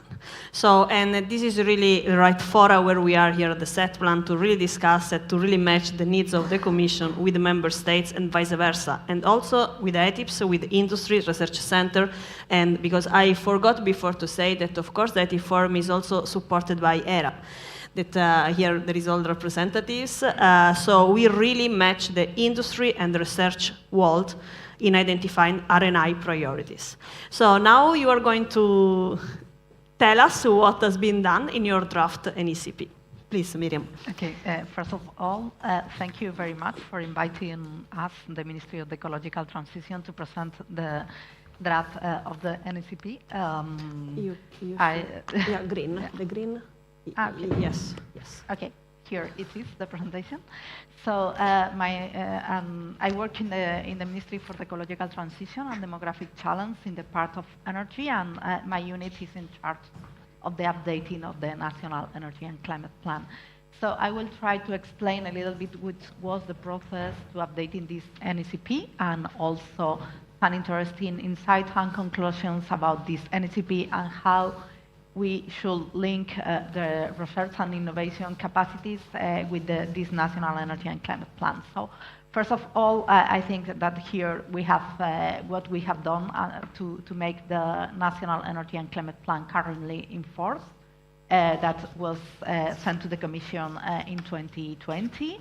And I would like to say only that in this case, we follow a very participative process with several stakeholder consultation and also public consultation to the public in general to have a participative NECP. Apart from that, as you already know, we experience a lot of changes in our energy system, mainly because of the impact of the COVID crisis, but also for the invasion of Ukraine.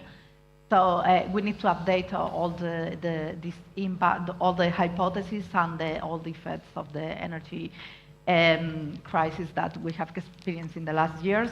But apart from that, from 2020 up to now in Spain, we have been working very hard to accelerate the energy transition. So On the other hand, apart from this impact of the crisis, we put in place a lot of measures for the energy transition through the design of strategic documents, such as several energy strategies that comes precisely from our NECP that we submitted in 2020. For example, energy storage strategy. We have a very good discussion before about that. So for us, it's also in the center of the energy transition, but also the long-term decarbonization strategy to have a view up to 2050, the hydrogen roadmap, self-consumption, marine, wind, offshore power, biogas, and any other strategies that we design up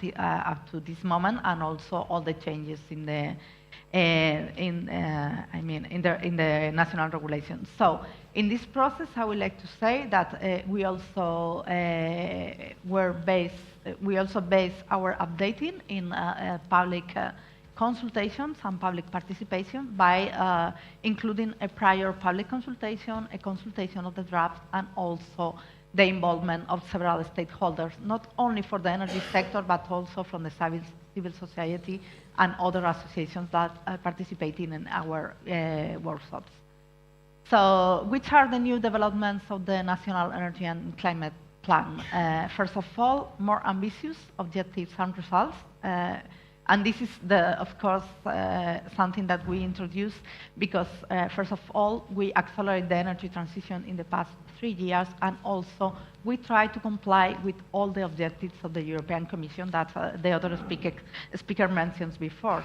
So we need to include specific objectives for the Fit for 55 and also to comply with the Repower EU that have a big effect on the energy transition, and I think that are very important levers to go in depth in this energy transition.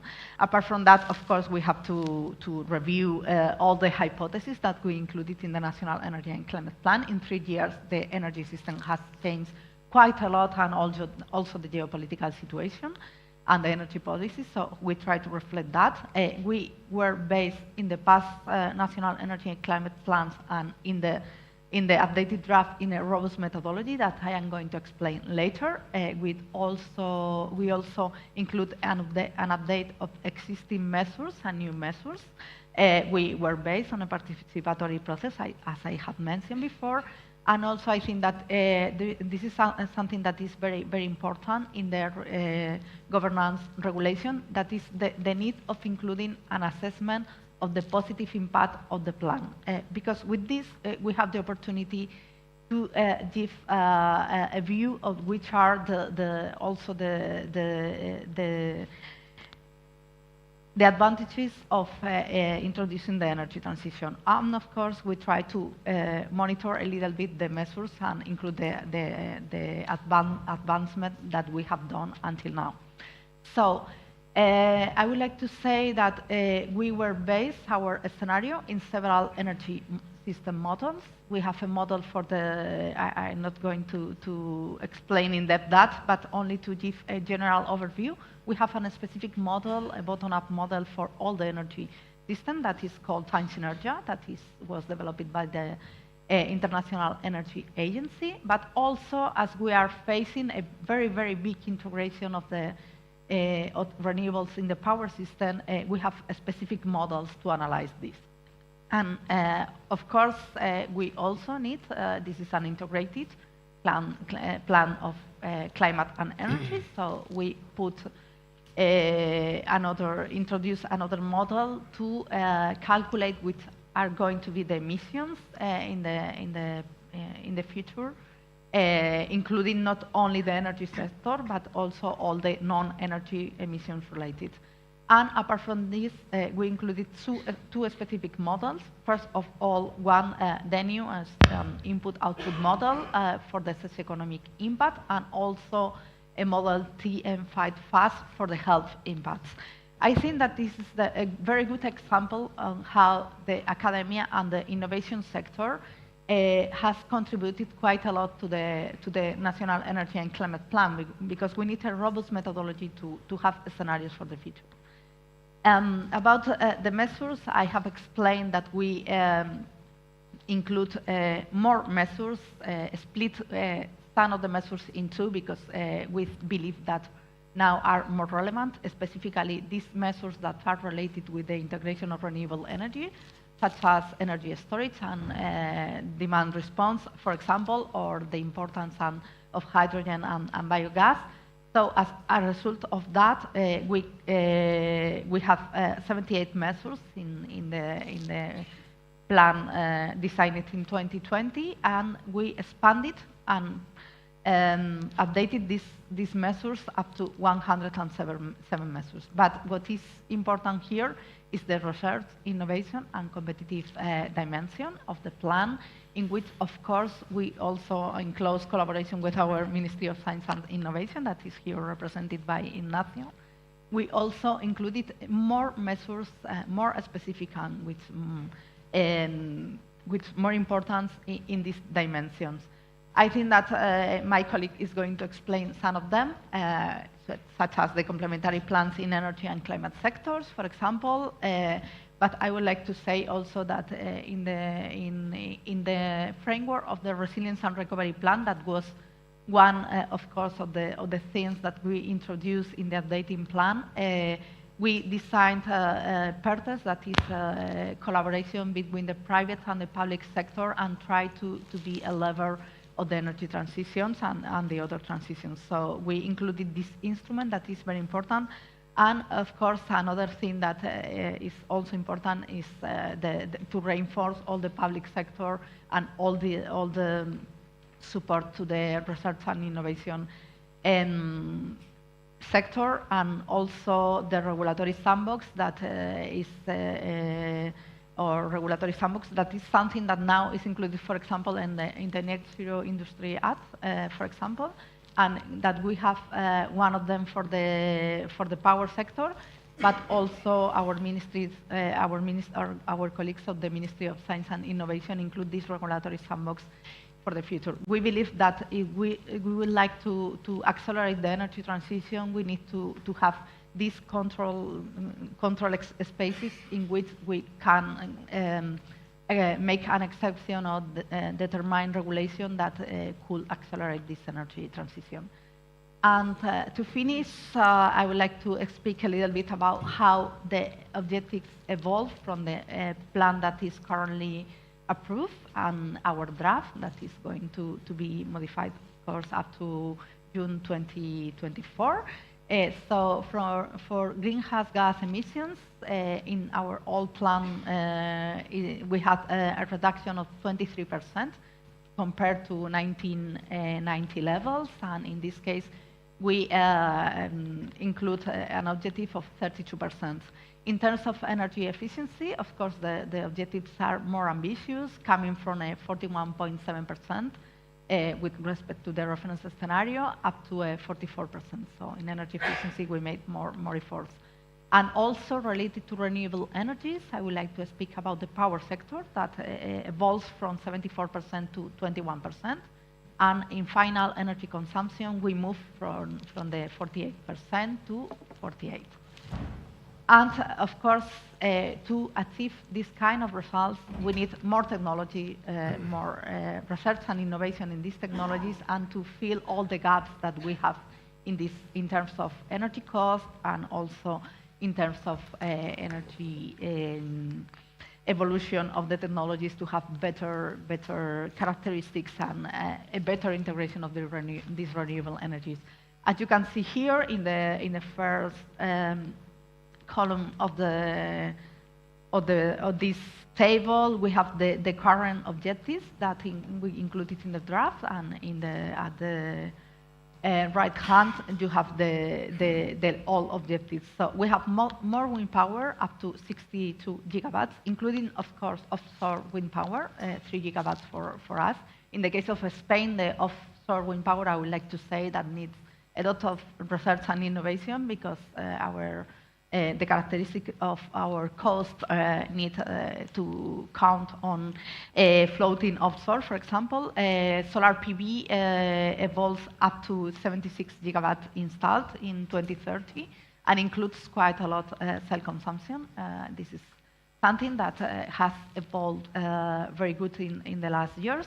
About renewable hydrogen for all these uses to decarbonize the energy system that are not based in the power sector or in electricity sector. We included 11 gigawatts of electrolyzers, and of course also for in the case of biogas, we duplicate the quantity of biogas that is going to be produced in Spain. And another technology that is very important, I think that the colleagues that were presenting the last session try to focus on that, but the energy storage is very important in our system, especially with a penetration of 81% of renewable energies in the power sector. And of course, we have to base on efficiency. I have seen the increasing of these objectives of the technology programs. We include more renovation, more sustainability in biofuels, more electrification, and of course, more electric vehicles. And to finish, I would like to explain a little bit which are the main conclusions. We are aligned with climate neutrality by increasing the reduction of greenhouse gas emissions. Of course, we enhance strategic autonomy, and at this point, I would like to say not only that we reach 49% of indigenous primary energy, but that this increase of indigenous primary energy will lead to important save in fossil fuel imports that we quantify in our socioeconomic impact in 90,700 million euros. That is a very important figure. And of course, in this socioeconomic impact, we quantify the increase of GDP in 2.5% with respect to the reference scenario. The jobs associated with this scenario, that is quantified in 500,000 jobs with respect with a scenario in which we don't apply this national energy and climate plan, and also we prevent 5,800 premature deaths. Of course, this plan is based in more ambitious objectives, as I have said before, in renewables and self-consumption, energy storage,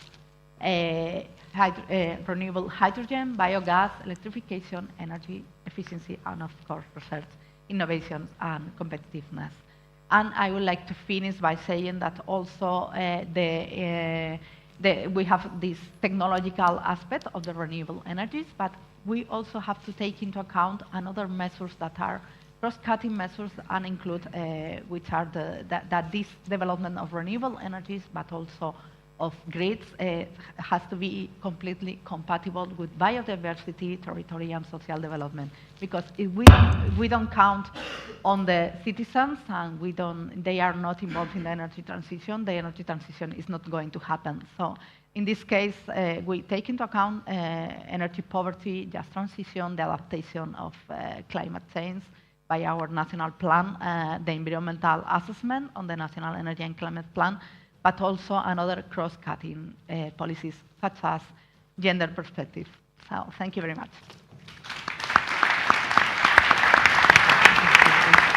Thank you, Miriam. And it's has been really interesting to see that there are advancements, so respect to the past. But now we want to stress what there is still has to be done. And so let me present the panelists. So Miriam will stay with us. So you represent, we didn't say before, but you represent the Spanish Ministry of the Ecological Transition and Demographic Challenges. We're supposed to have Elisa Rivera Mendoza, and I'm sorry we were not on time. Obviously, is not. But is replaced by Ignacio Garcia Fenol, Deputy Director General, Spanish Ministry of Science and Innovation. So thanks for being here. And you will tell us how you perceive the ETIPS form recommendations and also some best practice that are already included in your NECP, concretely speaking. Then we will have Lotta Pirk, Sirtma, Senior Policy Officer at Ocean Energy Europe, a representative here today of ETIP Ocean. Then we will have Ivan Pineda, Director of Innovation at Wind Europe, representative of ETIP Wind. And last but not least, and Andrei Mizek, so Project Manager at EUREC, and here you represent several ETIPs, so bioenergy, RHC, and hydropower. And I would like also to stress the fact that this recommendation will be supported also by other ETIPs like ETIP Geothermal, ETIPS Net, that are not here in the panel for timing reasons, but we are bringing the voice, Batteries Europe also with me, but we are bringing the voice of all the ETIPs that we showed before. So let's start now to dig into, quickly, we don't have too much time, but we really want to, oh no, this is not thank you yet, dig into the recommendation. So we start from the first one. We saw before that is the set a dedicated R&I budget in NECP to ensure that EU technology leadership in renewable. We know that the revised Renewable Energy Directive included this sub-target of 5% of innovative renewable in 2030, which member states, of course, should adopt, must adopt, and address in their plans. So, Lotta, I would like to ask you, what kind of policy measures do the ETIPs recommend for implementing this innovation target? Thank you. So to bring innovative technologies to market and reach that target of 5%, there are 4 main areas that could be implemented through the NECP. So first of all, giving political signals of a future market is, of course, essential to attract investors. So setting up deployment targets at member state level for those innovative technologies that have a resource in that member state will give that signal to private investors. Second, also giving long-term visibility of the market is revenue support mechanisms. So this will make projects bankable and again ensures returns for investors, because the electricity price today is not high enough to do that before these technologies go down the cost curve. So this is a top-up that will help ensure that return for investors, again, that are needed for these technologies. Third, we still need public funding for research and innovation. So this is essential to speed up the cost reduction and validate the technology, and also reduce the amount to be sourced from private sector. So increasing national research and innovation budgets and setting them in a way that technologies are not necessarily competing against each other, but focusing on the national priorities. That would help as well. And then in addition to that, other financing mechanisms. So even early stage pilot farms for innovative technologies today are project financed, because the overall investment need is higher than what can be sourced, for example, from Horizon Europe with one grant. So we need private capital. And that's why these kind of financing mechanisms that could be zero interest loans, or basically mechanisms that will reduce the amount of capital that needs to be sourced from private market again, but also reduces the financing costs of a project, would be important. Because as an example from the wave and tidal energy sector, if we finance a pilot farm only with private capital, it would result in about 50% of the kilowatt-hour price going for the financing costs. So these public instruments would help actually funding the technology development and not banking profits. So things like improving access to EIB programs and investments at EU level, for example, or setting up an insurance and guarantee fund to take on board that risk, that would really help as well. So in summary, deployment targets, revenue support, more research and innovation grants, but also other types of financing mechanisms. Thank you. Thank you, Lotta. Thank you, Lotta. And yes, this is in line also what the Commission presented before. Also, your last point, this link between measure and funding that at the moment is not still very clear, needs to be clear, and also funding mechanism needs to be improved and included for supporting this. Coming to the second recommendation, the strength of Europe clean energy supply chains through the development of clean energy manufacturing. So what we are seeing is that really Europe needs to massively expand the renewables. And we are really facing a lot of bottlenecks. One bottleneck, for making an example related to wind, is that now wind industry is having to buy power cables, gearboxes, and even steel towers from China. This is, of course, Europe, we cannot continue. And from your voice, from your experience in TP Wind, what can be done at national level to support the R&I in clean energy manufacturing? Thank you, Maria. There are two things. Of course, research and innovation can help to actually cover the gap in many elements of supply chain. We need research and innovation investments both in the deployment, but also in the manufacturing part of green technologies. And this probably has been an area that has not been taken care sufficiently in the past because we've been very much focused on deployment. But now, with the 42.5% of renewable energy by 2030, it's very, very important that also we look at what is the capacity of throughput of many of the factories that we have in Europe.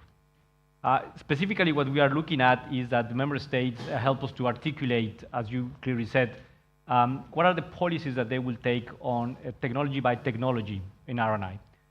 Just looking at the example that Miriam just presented, she has very well established what are the targets that you have per technology in the deployment. We are expecting exactly that same level of detail in the research and innovation policies. And as Lotta said, we are looking at increasing the budget. An example from wind energy, the implementation working group on wind energy has agreed that they will target 3% of the R&I budget available in member states for wind energy. And we would like member states to look at these type of targets coming from the set plan and being incorporated directly in the NECPs. It's important that us, together, ETIPS, IWGs, member states, European Commission, research and academia, represented by ERA, we all work together with these policies so they are fully reflected in the NECPs.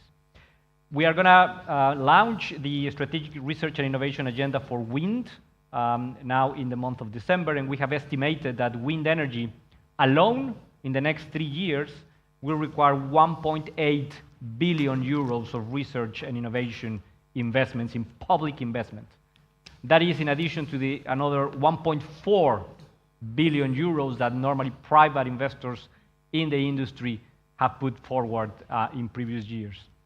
And just to give us a reference, that's about 3 times more of public investment that is currently being spent. So increase indeed the budgets of R&I, very articulated per technology, ensuring that these 5% of innovative technologies is very clear as well in the NECPs, how member states are going to actually meet that collective target of 5%. Thank you, Ivan. And again, funding, investment are key in R&I for all these needs, really, really important. Coming to the recommendation number 3, support of development of skilled workforce. Andrei, I would like to ask you, so we identified a shortage of skills. And as we said, it's important to train the people for the future. Otherwise, all these targets of the future will be never achieved in the timing that we expect. So what are some concrete measures that we could suggest to the member states to mitigate this now and also in the near future? Thank you, Maria. You already said it. It's extremely important. It's probably one of the most important things for the energy transition in the EU. We need to have the skilled workforce in renewable energy sectors. And we, in the recommendation ETIPS came up with, we list several of these specific steps that member states can take. I would not go through all of them, but for example, for the higher education, we would need more of specialty master and PhD programs for current technologies, for current sectors, but also for sectors which are yet to be yet to take off in the near future. But of course, there are many measures that can be taken for higher education, but we cannot forget about also lower levels of education, so technicians. There need to be specific apprenticeships for technicians, for installers of these technologies. These have to be made more attractive for young people, so campaigns for attracting young people are definitely one of the measures that could be taken on board. Also, trans-border workers' mobility is another measure that can be taken into consideration. And again, I have to compliment Spanish ministries because I had a look at your draft NECP, and you already fairly clearly outlined the measures that you plan to take for developing skilled workforce and renewable energy sectors. So I saw that you already included a lot of these measures. So perhaps other member states can take inspiration from your draft NECP. But in short, dedicated funding programs for education, lifelong learning, it's something that member states should consider. Enabling researchers, but also technicians to work in different countries. So having these standards accepted on the EU level, and regulatory mandates, educational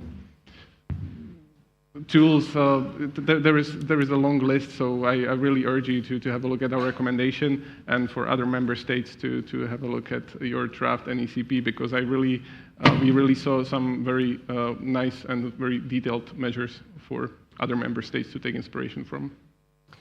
Thank you, Andrei. And let me also pick again one suggestion that we had from the Commission.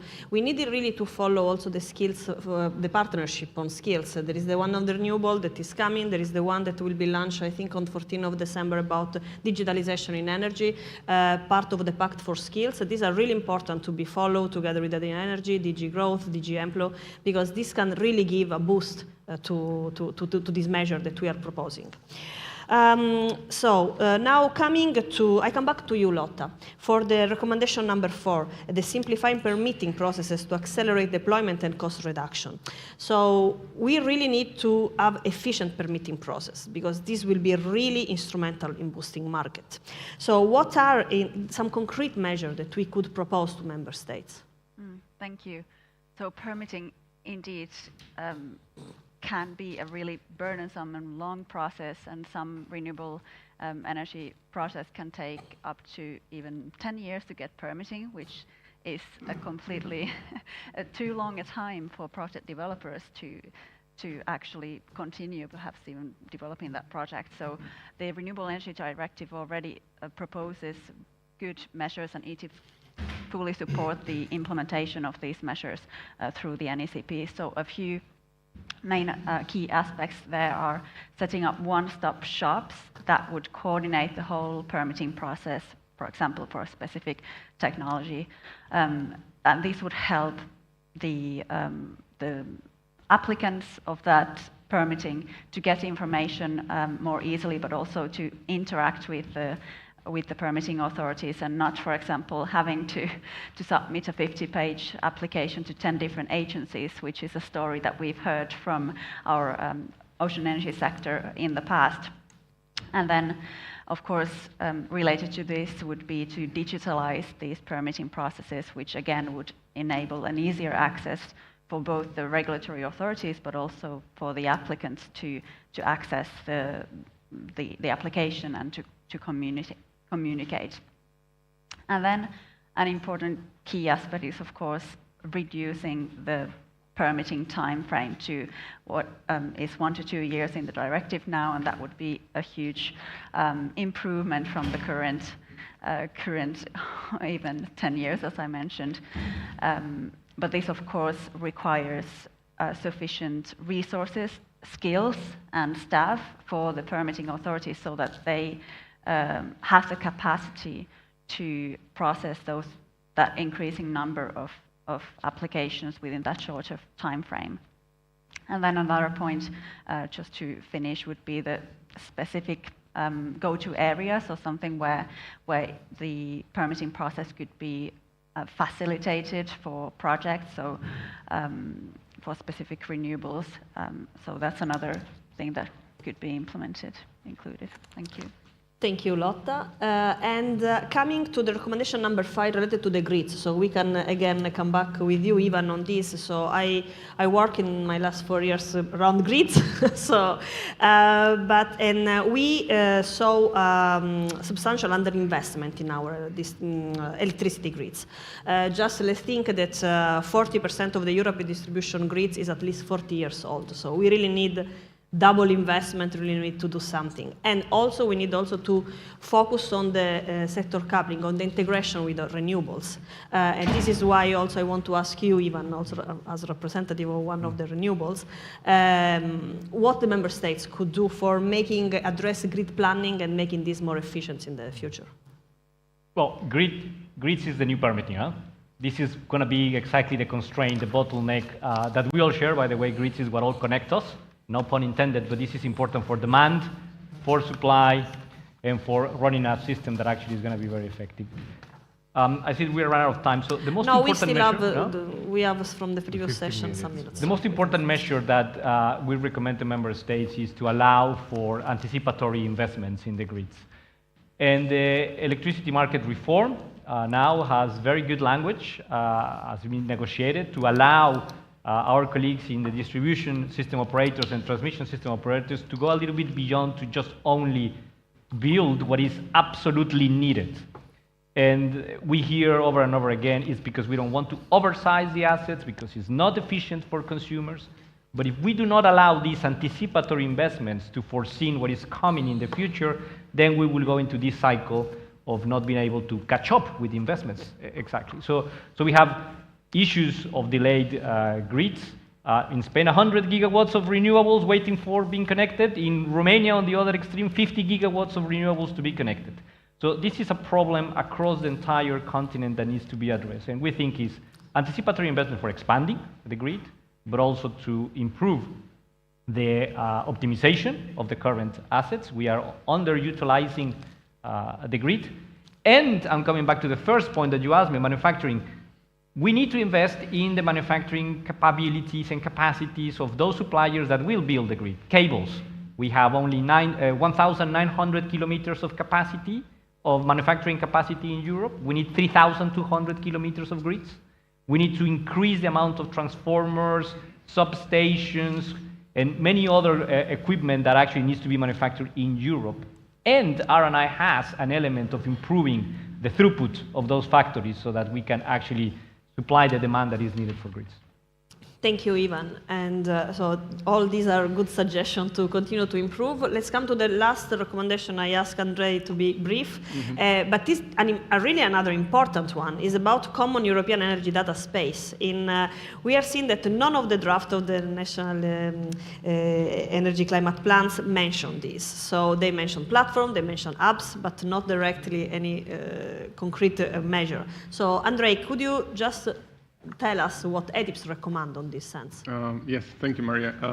So as you said, no draft NECPs that we at least had a chance to look at in the past weeks and months credited or mentioned common European energy data space.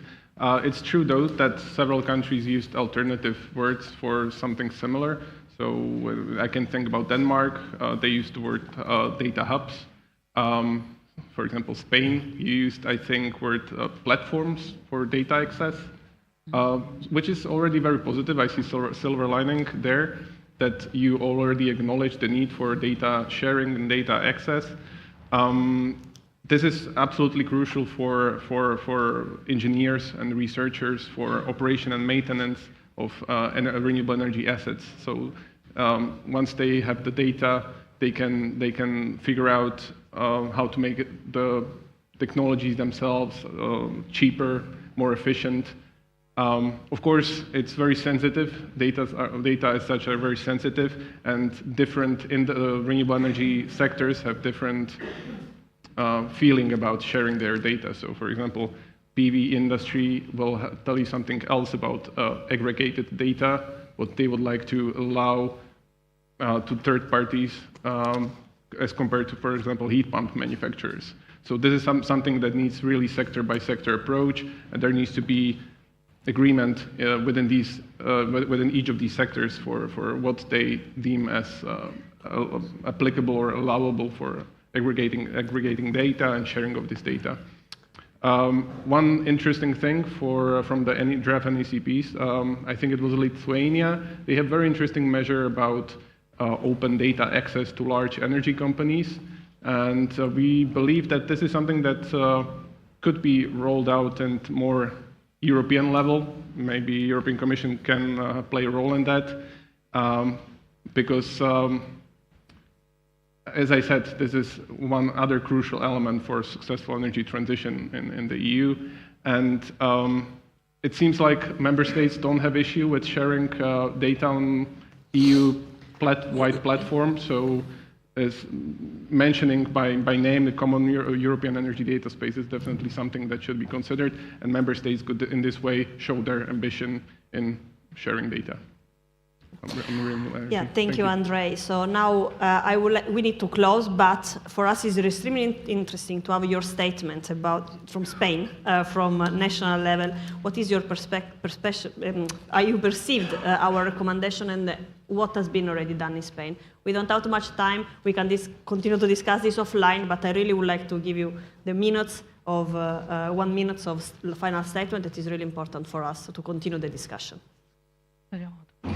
Okay, to be very, very fast about the recommendations, I think that we have approached these recommendations at different levels. But I was looking at our National Energy and Climate Plan, and we think that we cover all of them. About the budget in research and innovation, I think that I will let Ignacio answer this. But for example, we have specific measures about clean energy supply chains. This is a new measure that we introduced. And of course, to reinforce our capacities. In the addenda of the Resilience and Recovery Plan, we included specific measures of that with 2.1 billion euros to strengthen the value chain in the energy transition for renewable energies, for example. About skilled workforce, I'm not going to add much more that Andres say. Thank you very much. But maybe that apart from that, we include this gender equality cross-cutting dimension in which we try to say that this skilled workforce has to be based also in a gender perspective to eliminate, to fill the gap that we have, especially in STEM disciplines.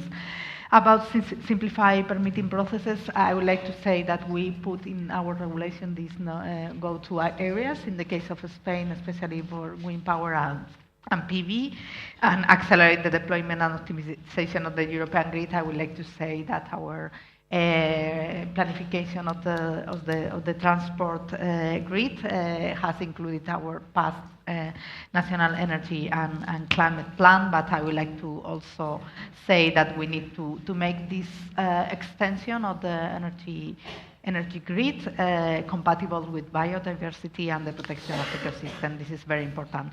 And about the energy data access, we already included some measures. So thank you. Ignacio, you want? So as we are running out of time, I would like to highlight some initiatives that I think that they are best practices, and maybe we are showing with them the importance of STI policies for facing these huge challenges we have in energy and climate issues. So first of all, I would like to underline the importance of the strategy, the strategical point of view. I think that we have to know, we have to plan very well what we are going to do in order to develop these technologies in collaboration with the policies, with the energy and climate policies. We have to be so aligned, so the work of the Ministry of Science and Innovation in this field is to be always beside the other ministries, the sectorial ministries that are in charge of the policies of political planification. Secondly, I would like to underline the importance of skills and also of, sorry. There is someone that is speaking in the back, probably. So sorry. We know that we are on time, but just give us 30 seconds. I would like to underline the importance of skills and capabilities and talent, and also the importance of knowledge transfer. We have developed 2 plans across the strategic and the Spanish plan for these 2 areas that are so important for us. Thirdly, I would like to highlight the importance of technological platforms in Spain. That is an initiative that I think that is a good practice in order to put together public sector and private sector across universities, research centers, companies, of course, SMEs, startups, and all the ecosystem together in the same place. So thank you very much. Thank you very much, Ignacio. Thank you. I would like to thank all of you. Sorry, and I would like to thank the set plan organization for allowing us to stay 10 minutes more. Apologize with the speaker of the next session, but really thanks. We really have a lot to do. We can still continue the discussion also inside of the IWGs, so the set plans, so the implementation working groups that tackle all the several technologies that also as ETIPS we tackle. And for sure, there are area improvements and development in the next years. So thanks to all, and thank you. Yeah, thank you for the panel. Very sorry for the hassle, but there is another session across the street in the municipal library. So whoever is going there, you can follow the indications from the staff, but also you can follow me because I'm heading up there. So Well, we can hear it from here.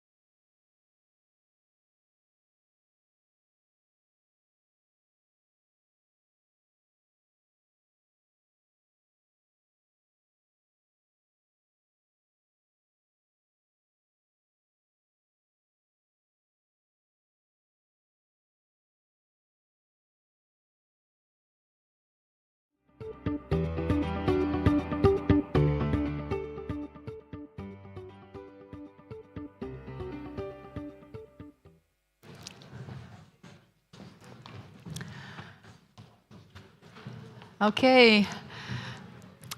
Good morning, everybody, and welcome and congratulations for being here at the SETPlan conference.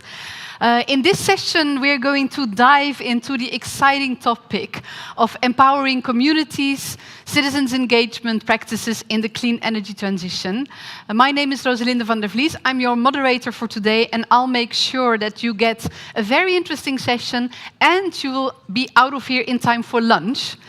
So please stay with us, and we have an amazing panel for you for this session. I will introduce them to you in a minute, but first, by way of introduction, I would just like to underline how important it is to make sure that we have our citizens with us to accelerate the clean energy transitions in the European Union.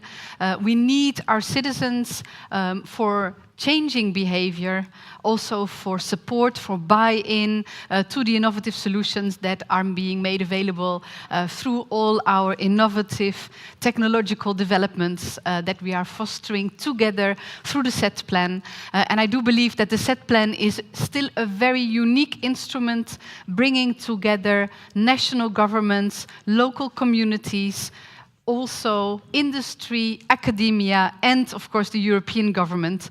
So I still believe the SETPlan is a unique example of collaboration, and it's a great opportunity in the context of the revised SETPlan to really step up the user perspective of the energy transition. And today we will be diving deep into that. But before I will introduce our amazing panelists to you, let's do a quick interaction with you guys, and we do this through, I never heard of it, but we call it a menti.com. So grab your phones. You will not look impolite if you look at your phone right now, because then I will be assuming you will be going to menti.com. Please enter the code that you see here on the screen or scan the QR code. And then we would love to hear from you what citizens' engagement means to you in one word. And it will be really interesting then, after you've heard from our amazing panel, whether you've somehow changed your mind about the concept of citizens' engagement, or whether what you will be hearing in the coming 45 minutes will confirm your thoughts about the citizens' engagement and how important it is to drive forward the transition. So while you are on your Mentimeter, as I am told this is called, I will sit down and I will be starting to introduce our panelists. And I will start today with Annika. So Annika, you're sitting right there in the middle. Annika Wolf, welcome. Annika is an associate professor of the Lund University in Finland. And Annika will tell us everything about the Greta project. When I heard the name Greta project, I was like, oh, wow, you're engaging with a very influential figure for the climate transition. But then I understood that Greta is not the Greta that we are all thinking of, but it stands for Green Energy Transition, which is also really important. And in this project, the concept of active citizenship and communities is being developed. So we can't wait to hear more about this. But Annika, what people don't know about you, because you are associate professor at Lund University, but what I do know, and what I will be sharing now also with the audience, is that you were actually singing in a rock band, and now you're singing in a classical choir. So I would like to give you the floor, and you can also sing your pitch to us if you want to. I prefer not to. Okay, maybe just talk is also fine. So the next 2 minutes are yours to pitch to us the Greta project, what it's doing for citizens' engagement and what you've learned from it. So the floor is yours. Yeah, thanks for that lovely introduction, and I'm really happy to be here and speaking on this topic, which is something that I'm very passionate about. citizen engagement in the green energy transition. And the Greta project was a 2.5-year project. It's actually just ended at the end of October, and it's a very complicated project to sum up in 2 minutes. So I'm going to really focus on the community aspects. In Greta, we were interested in the conditions under which energy citizenship emerges and the barriers against it. So by energy citizenship, we're really meaning both on an individual level, people's uptake of green technologies, but also on a community level. So a lot of what we did in Greta was working in energy communities. So some of these were communities that had been established for quite a long time, for example, producing their own energy.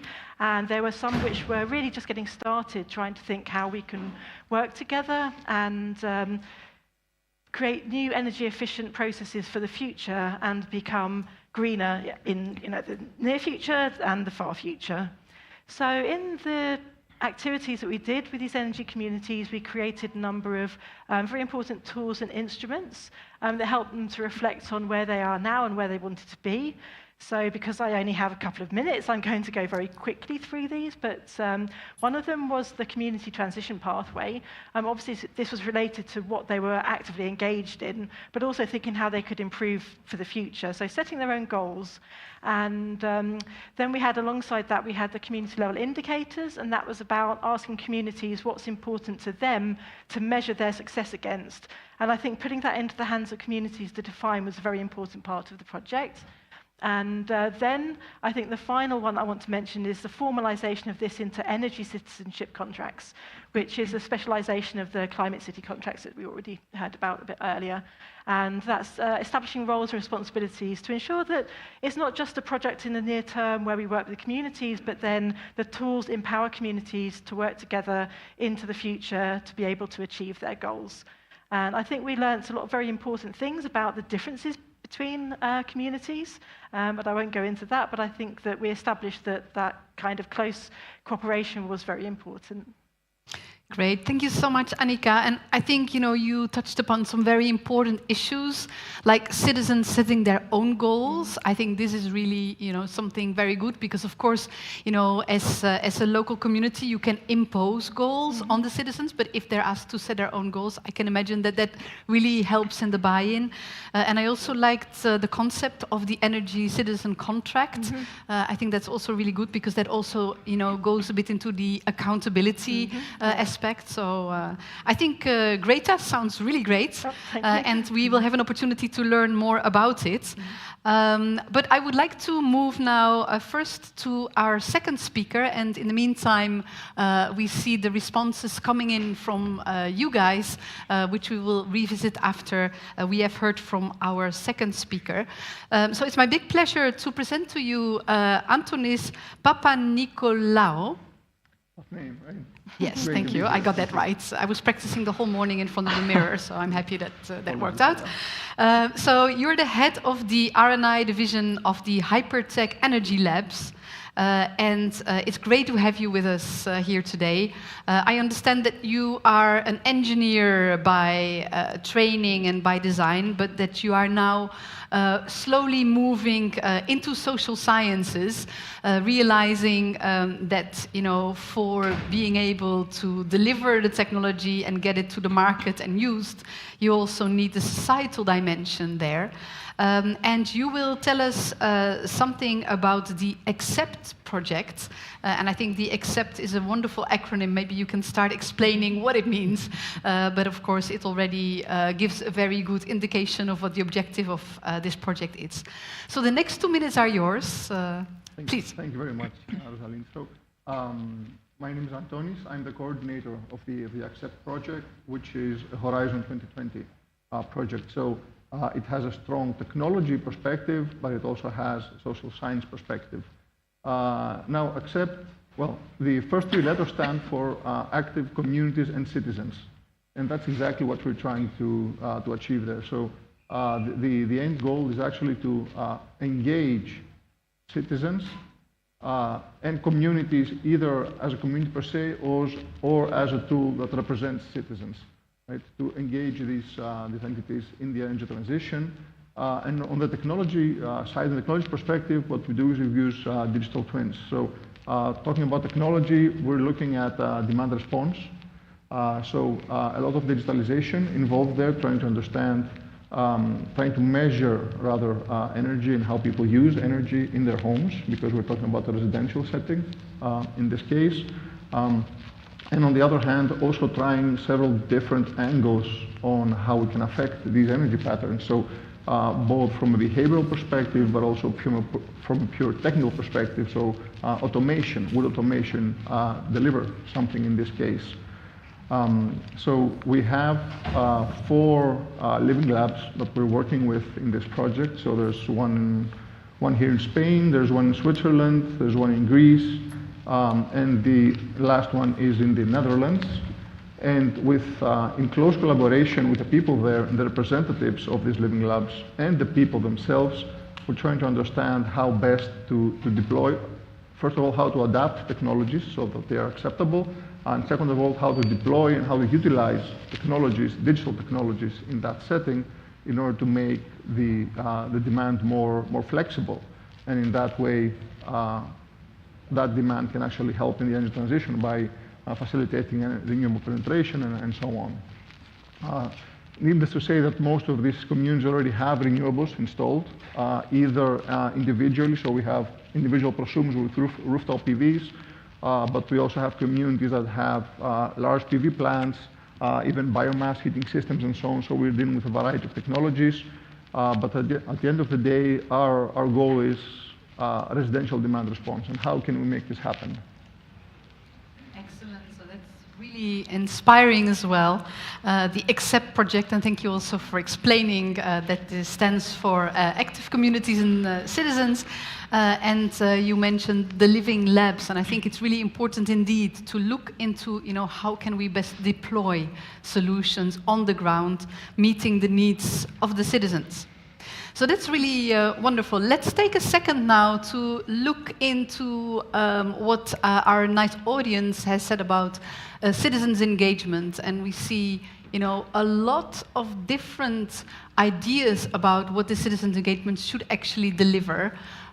Inclusion, justice, also a challenge, togetherness, co-creation, yes, education, strategic autonomy, participation, think global, act local, being well informed.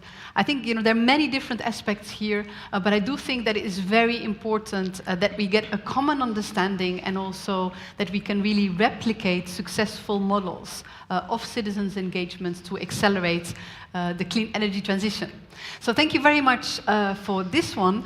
Then let's move on to our third panelist, and it's my great pleasure to present to you Miljenka Kuhar. I hope I pronounced it correctly. You are the Executive Director of the Society for Sustainable Development Design, and you will share with us insights of the EmpowerMed project.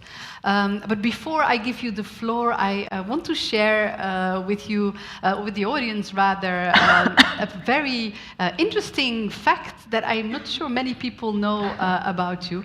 But Miljenka is the co-author of a children's cookbook where she is combining 3 passions, dogs, space and cooking. So I understand correctly that this cookbook is really, from a dog perspective, teaching children the importance of space and cooking. And I just love the fact, how you bring together, different passions into one. Because I believe also to be successful in the energy transition, we do not need only one ingredient, like a technological solution. We also need different ingredients, like citizens' engagement, next to the technological solutions, in order to be successful there. So I don't want you to talk about the cookbook today, but about the EuroMed project, and the next 2 minutes are yours. Thank you very much for inviting us here, or inviting me here, and for really nice introduction. And as my colleague said a bit earlier, it is really important to understand technology, but also to be able to influence people and communities, because that's the key of energy transition. And that's actually what we've been trying to achieve with the project. So EmpowerMed stands for Empowering Women to Take Action Against Energy Poverty. So I don't know how many of you is familiar with the term of energy poverty, but energy poverty is something that we've been working a lot in Croatia for the past 15 or 20 years so far. And it's actually a structural problem that is caused by a complex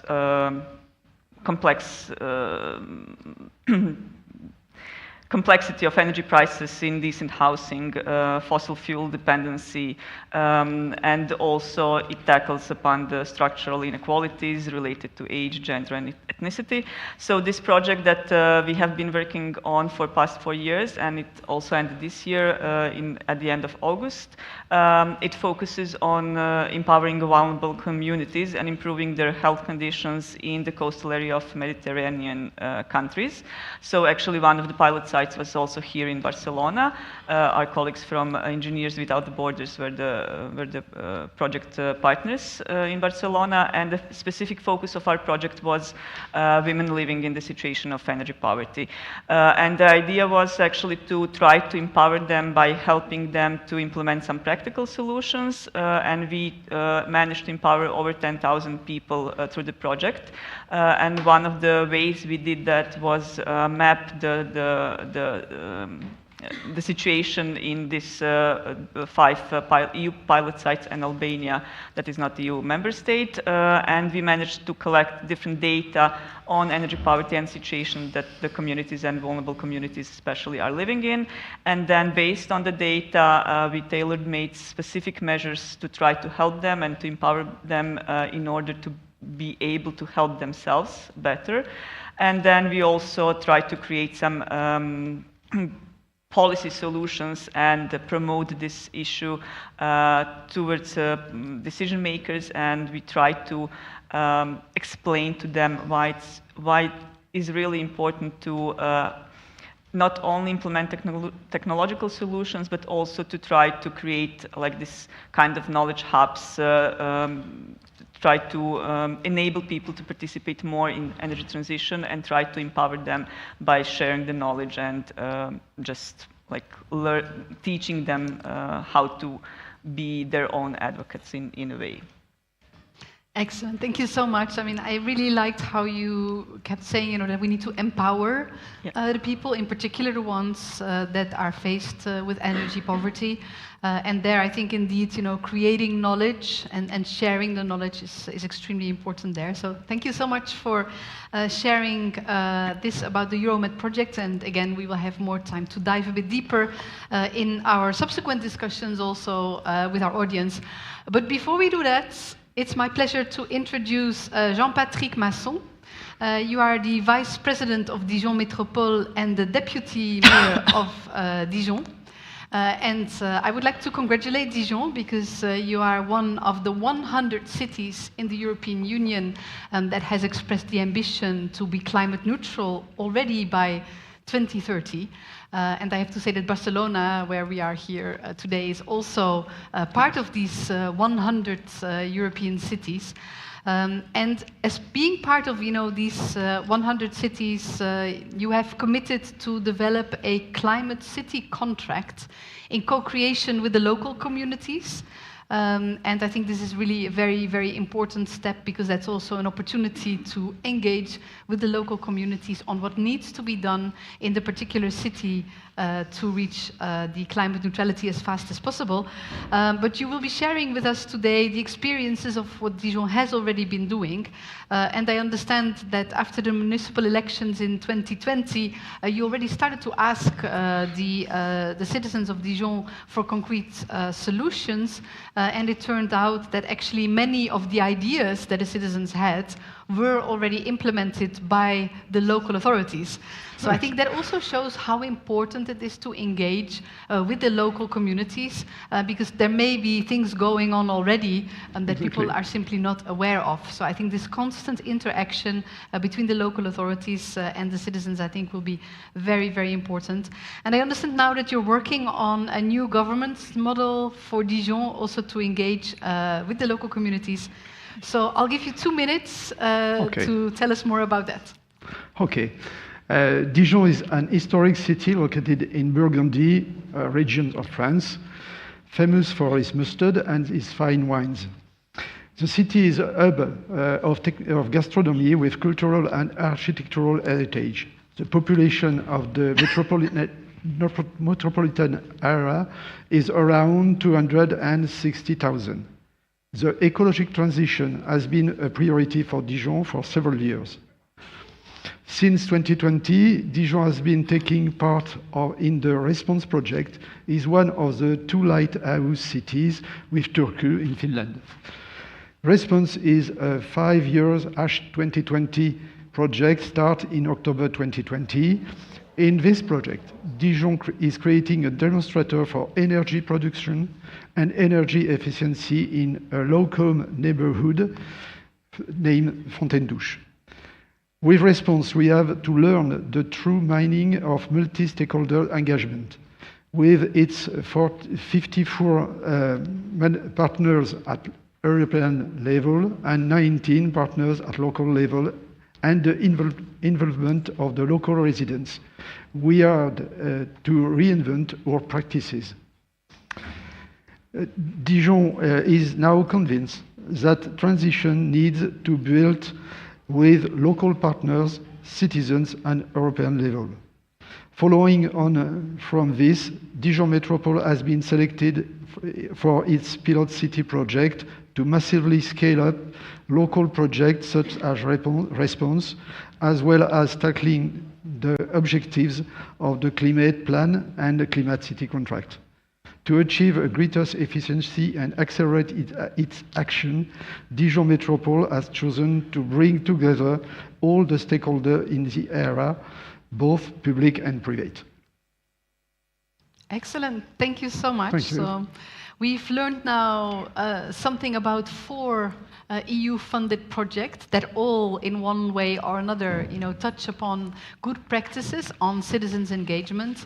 I would like to now move a bit away from the specific projects and learn from you what you have encountered as specific challenges for successful citizens' engagement and what you have learned to overcome these challenges, so that we can really learn from these 4 projects also for future initiatives.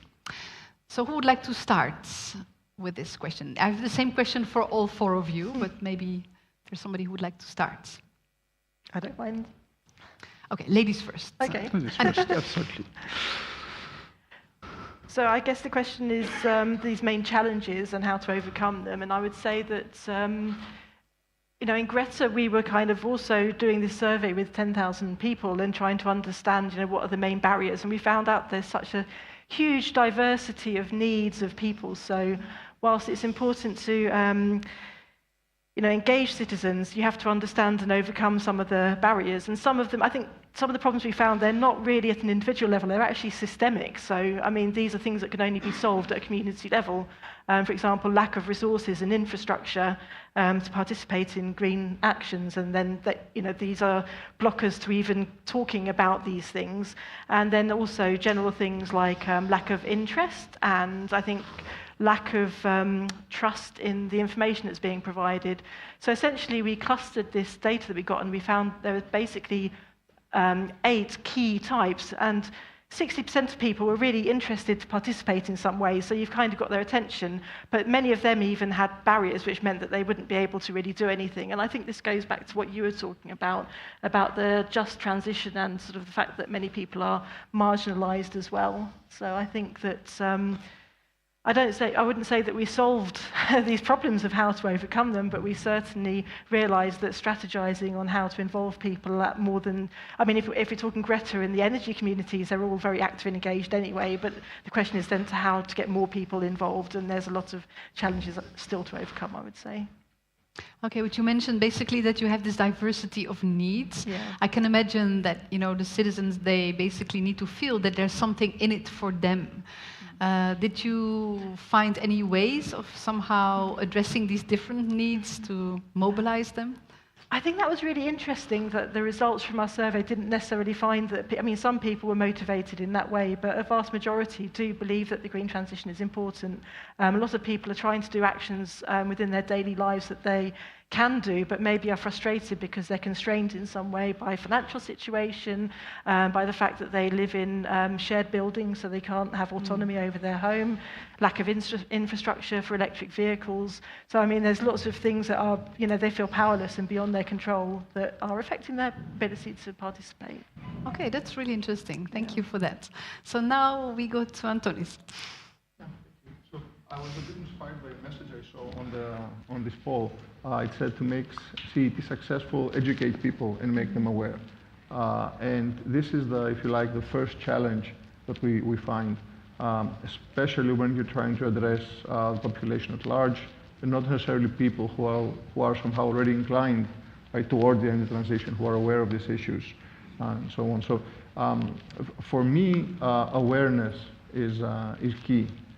Especially if you want to mobilize the population. I liked very much a statement you made at the beginning, Rosalind. You said, engage the community either to get their buy-in for technologies or to actually activate them, for the energy transition. And these are two different things. If you want their buy-in, then you have to basically sell the technology, and they have to accept it somehow. But if you want them to actually engage, then you have to convince them to change their daily life patterns, right? You have to inform them that, there's something that's going on, it's urgent, it requires you to change something in your daily patterns, and provide, of course, the solutions. Either tell them how, what to change and how to change it, or give them tools that can do that for them, be it, for example, digital tools, automation, and so on. So for us, I mean, of course, there are many, many challenges, as Annika was mentioning. All of these are valid, I think, across Europe, and potentially even more of these challenges. Hard challenges, for example, in the sense of infrastructure. There are many places where they don't even have smart meters anymore, well, still. Or I know several communities who are looking for land to install a PV plant, and it's very hard to find a piece of land. Right? So these are really hard systemic challenges, infrastructure challenges. But first of all, people have to become aware of what's the need here if we're actually going to actively involve them. And I liked very much what happened after the invasion of Ukraine. The European Commission sent out a message saying, look, fuel is becoming expensive, right? We cannot spend so much energy. We need to reduce. And people actually responded to that, right? So people were engaged in one way or the other. Now we can take the next step and say, okay, we want a lot of renewables, right? We want green energy. These have specific production patterns, right? Can you adjust your demand patterns? Can we make a very simple message out of that and tell it to the people? I think that could go a long way, right? There are many, many technologies, as we saw in the morning, that could solve a big part of this problem, but these are going to cost, right? And people are not aware of that, of course, and these costs are going to be socialized, naturally. So there is a balance here, right? So the solution doesn't have to be a technological solution, but it can be a mix of technology and people somehow working together and delivering. Very good. Thank you so much. That was really very, very insightful and very good. And I mean, I agree that the awareness raising is extremely important. But also, I think it's really important to realize indeed that there are some issues, some barriers that are beyond the control of the citizens that then need to be addressed afterwards. So, Mileka, to you. Yeah, thank you. I was just listening to what both Anthony and Annika said, and it's like similar to our conclusions, but very, very different, because we've been working with communities that are really vulnerable, and they don't have access to technologies, they don't have access to the decision makers. They are usually not very informed. Some of them are living out of welfare systems, so there are some very different barriers and challenges that they are facing with the people that you've been dealing with through your projects. But what I would notice as like similarities is that like vulnerable consumers are often having this really expressed lack of trust towards institutions and towards people who are outside their communities. So I can tell you from our experience, our pilot site was in the Adriatic region of Croatia, and we are situated in Zagreb, in capital. So we've been kind of outsiders, and one of the methods that we used to try to communicate with these people were activities called collective assemblies, where we would gather like neighborhoods or like different communities and different stakeholders and try to just identify the challenges, barriers, and then try to tailor-made solutions. And it was very, very hard because they did not trust us, because we are not part of their communities, and they thought that we want to sell them something, even though we like try to explain to them that what we are doing is to benefit them and to give them the voices that they need to express what their needs are. So that's something that I think we are usually forgetting when we are talking about energy transitions, that there is a huge like parts of the communities that are not being represented when we are talking about transition, because we are talking about PV plants, we are talking about electric vehicles, we are talking about I don't know, hydrogen or carbon capture and storage technologies, and these people like for example, in Albania, in Croatia, in Slovenia, they were not, like some of them were not even using the grid, or electrical grid, or they were not, so they didn't have like electricity in their households, and they were living in like suboptimal situations, and that's unfortunately reality for a lot of people in European Union today. So that would be like the first challenge. And then we have like this, I would say, I think that Annika also mentioned it, like poorly tailored measures that are not answering the needs of the people who are in need. So if you have like electric vehicle incentive in some country, and you in the same country have like people who are not like connected to the grid, that they don't have like a basic energy need fulfilled, then you have either policy or some other type of challenge that you as a policymaker need to somehow solve. And the third challenge, I would say, is the intersectionality, or the lack of intersectionality, because one of the parts of our project was to like collect the data using the survey, and the data was both on energy consumption and energy behavior, but also on health aspects. And we wanted to explore how the living in energy poor conditions is affecting people's health, and how is that affecting like the overall public health system. And when we tried to discuss that with health experts, they were not very. I would say that they were. They had some like lack in collaboration attempts with us, to put it mildly. So it was really difficult to try to work with different sectors, and energy transition is like such a huge sector that is like targeting on all the different types of society and all the different sectors. So it's really, really important to share knowledge and to be able to work with different stakeholders from different areas. So that would be my three main challenges. Very good and very clear. And thank you also for bringing this element of the importance of building trust between different communities and also the public authorities. I think that's very, very important.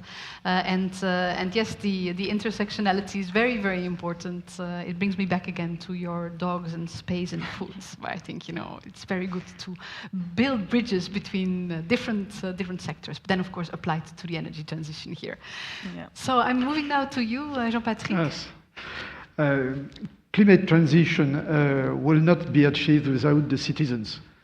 For example, response-positive energy blocks are based in a deprived area built around 1970 with low-income population.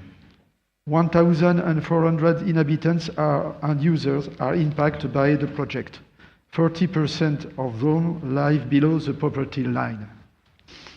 We met several challenges in engaging citizens. The main and first challenge we met was their awareness in the topic. Energy is an extremely complex topic, which often makes it difficult for citizens to get involved in related initiatives. The second is the culture of participation. When we organized citizen participation events, it's difficult to gather many people in a regular basis. Raising the awareness and involved in the residents of Fontaine-Douche is essential to the success of the project. With our partners, we put in place several initiatives to involve them. Since the beginning of the project, all means of communications have been activated in order to keep everyone properly informed. A scale model showing all the solutions available in the district is displayed at every local events. We have quarterly gazette, direct meeting, and workshop on eco-gesture are organized to raise awareness among residents. Empowering actions are also ongoing. An engagement platform we have been set up for local residents to share their ideas and comments on the project. The city of Dijon is offering residents the chance to become Fontaine-Douche ambassadors to promote the positive energy neighborhood project toward other inhabitants. These solutions seem to be efficient with the higher awareness of local citizens and a better participation to local events. Okay, thank you very much. I see that we are moving so fast with time, but that's of course every time we have an interesting discussion, the time goes fast. I would like to ask all my panelists in one sentence, but only really one sentence, because I would like to keep some time also to interact with the audience. So in one sentence, if you would have a recommendation to the set plan community to do something meaningful on citizens' engagement, because, you know, as the revision of the set plan now, you know, we have dedicated cross-cutting topics. One of them is really this user centricity. So based on your experience, one recommendation to the set plan community in one sentence, what would it be? And I'll start with you, Annika. Okay, so I think that I would say to avoid pseudo-participation, to make the participation meaningful to both sides.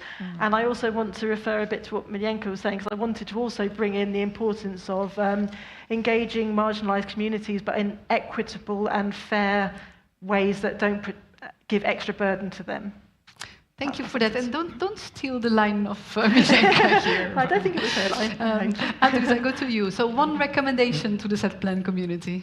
I'd say if we're just looking for buy-in, then the set plan is probably fine as it is. But if we're looking for engagement, then even at the technology level, we need to understand that some of these technologies will be applied in households, right? And there we need to see how this can be applied, how they can become flexible in a way that actually serves what the people, they serve what the people want, but actually can serve the rest of the energy system.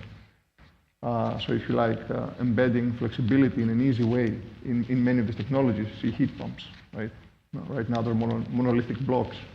There are many different things that can be done even across technology lines, if you like, that will help this participation of citizens.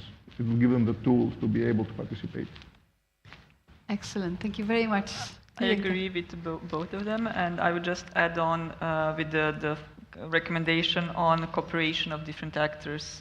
And we really think that is essential, and that is something that we would maybe strongly suggest to set plan, maybe put more emphasis on, because you have a huge audience of research community, and like it would be great if we could like share this with other important stakeholders that are involved in energy transition, for example, labor market, like citizens engagement or some other aspect that are really, really important. Very good. Thank you. Jean-Patrick. Yes, I think that we have a necessary of dialogue with multi-level actors, and I think for the inhabitants, it's very important to discuss with all partners, and not only with local authorities. It's very important because they have a lot of information and they can explain that what are their priorities. I think it's better. Excellent. No, thank you so much. This is very, very clear ideas to the set plan community for the implementation of the cross-cutting area of use of centricity. We have 3 minutes left, which means that we have time for one question. I have to say that I'm looking a bit into the dark, but I'm sure there are many questions to the panelists. Who dares to ask the only question for which we have time? Don't be shy. I know that you want to grab these people individually for lunch, but nobody. Okay, I'm going to nominate somebody to ask a question if nobody volunteers very fast. Thank you, sir. There we go. The gentleman here in the front row. Yes, my name is Ignacio Martí from the European Energy Research Alliance Joint Program for Wind Energy. How do you think we can show value for the citizens? Somehow, how can we really help them to see that there is value for them actually in the green energy transition, right? In Denmark, I'm living in Denmark, as in many other countries in Europe, we have seen during the increased prices due to the Ukraine war and so on, there was a change. There has been a natural change also on behavior. But so for me, it also means that when you as a citizen see that it has something to do with you, this transition, you react, right? How can we incentivize more of this so people see that there is something for them? Excellent question. I would like to ask very concise replies to this. Who would like to respond to this? I have one reply. I think that the digitalization of the energy system is creating a lot of opportunities for people to get a lot more information than they used to have, and they haven't in the past been motivated, and you've identified one situation which people became suddenly very motivated to learn more about the energy consumption and pricing and how the markets worked. So I think that, leveraging that motivation is important, and making sure that the information is then easy for people to digest and understanding how to make it palatable and curate it for them. Very good. Yes, I think the price signal is very important for the population. And there are a question about that. The question is the equity, the justice between the people. Because for some people it's not a problem, the increasing of the price. For other people it's a major problem. And we work for the people who have problems of low income. And I think the situation have a big evolution on this subject, I think. I'd say we have to also work on the anticipation of the price signal, right? So what you mentioned is very, very right. During the recent crisis, there was a message that due to renewables, the prices were kept low. But if you go to a very high penetration of renewables, then you need other kind of backup systems, right? Not fossil fuels. And that's going to cost. So in some way or the other, we have to tell people that, look, we're going in a path of decarbonization, but there are costs on the way. And you can help to avoid these costs. But of course, we have to find the right way to say this. It's not an easy message. Yeah, and I would just add to what you already said, that maybe one of the ways would be training on technical aspects of renewable energy, because we noticed we are not only dealing with people who are in energy poor conditions, but with citizens as well. We noticed that they don't have technical background, and that they don't understand how the energy prices are formulated. And your question was actually a great example of something that we did through last year. We tried to educate them how they can reduce their costs and how actually prices are formulated and which technologies to use, and maybe what behavior changes they could implement to decrease some of their expenses. And maybe just to add, there is a specific target group that is often being neglected in energy when we are talking about energy transition, and that's women, because usually this is very a man-dominated area. So we had a lot of success in targeting specifically women, in trying to educate them on the how to understand some of the challenges of energy transition. Great. thank you for the question. That brings us to 1 o'clock. This means time for lunch. I'm not going to summarize the conclusions of this session. I think it has been extremely inspiring to learn from 4 specific projects, then to have a more general discussion what the challenges are for citizens' engagement and how they can be overcome. And I'm very much looking forward to the implementation and the work that will be starting in the set-plan community on the cross-cutting issue of the user centricity, including citizens' engagement.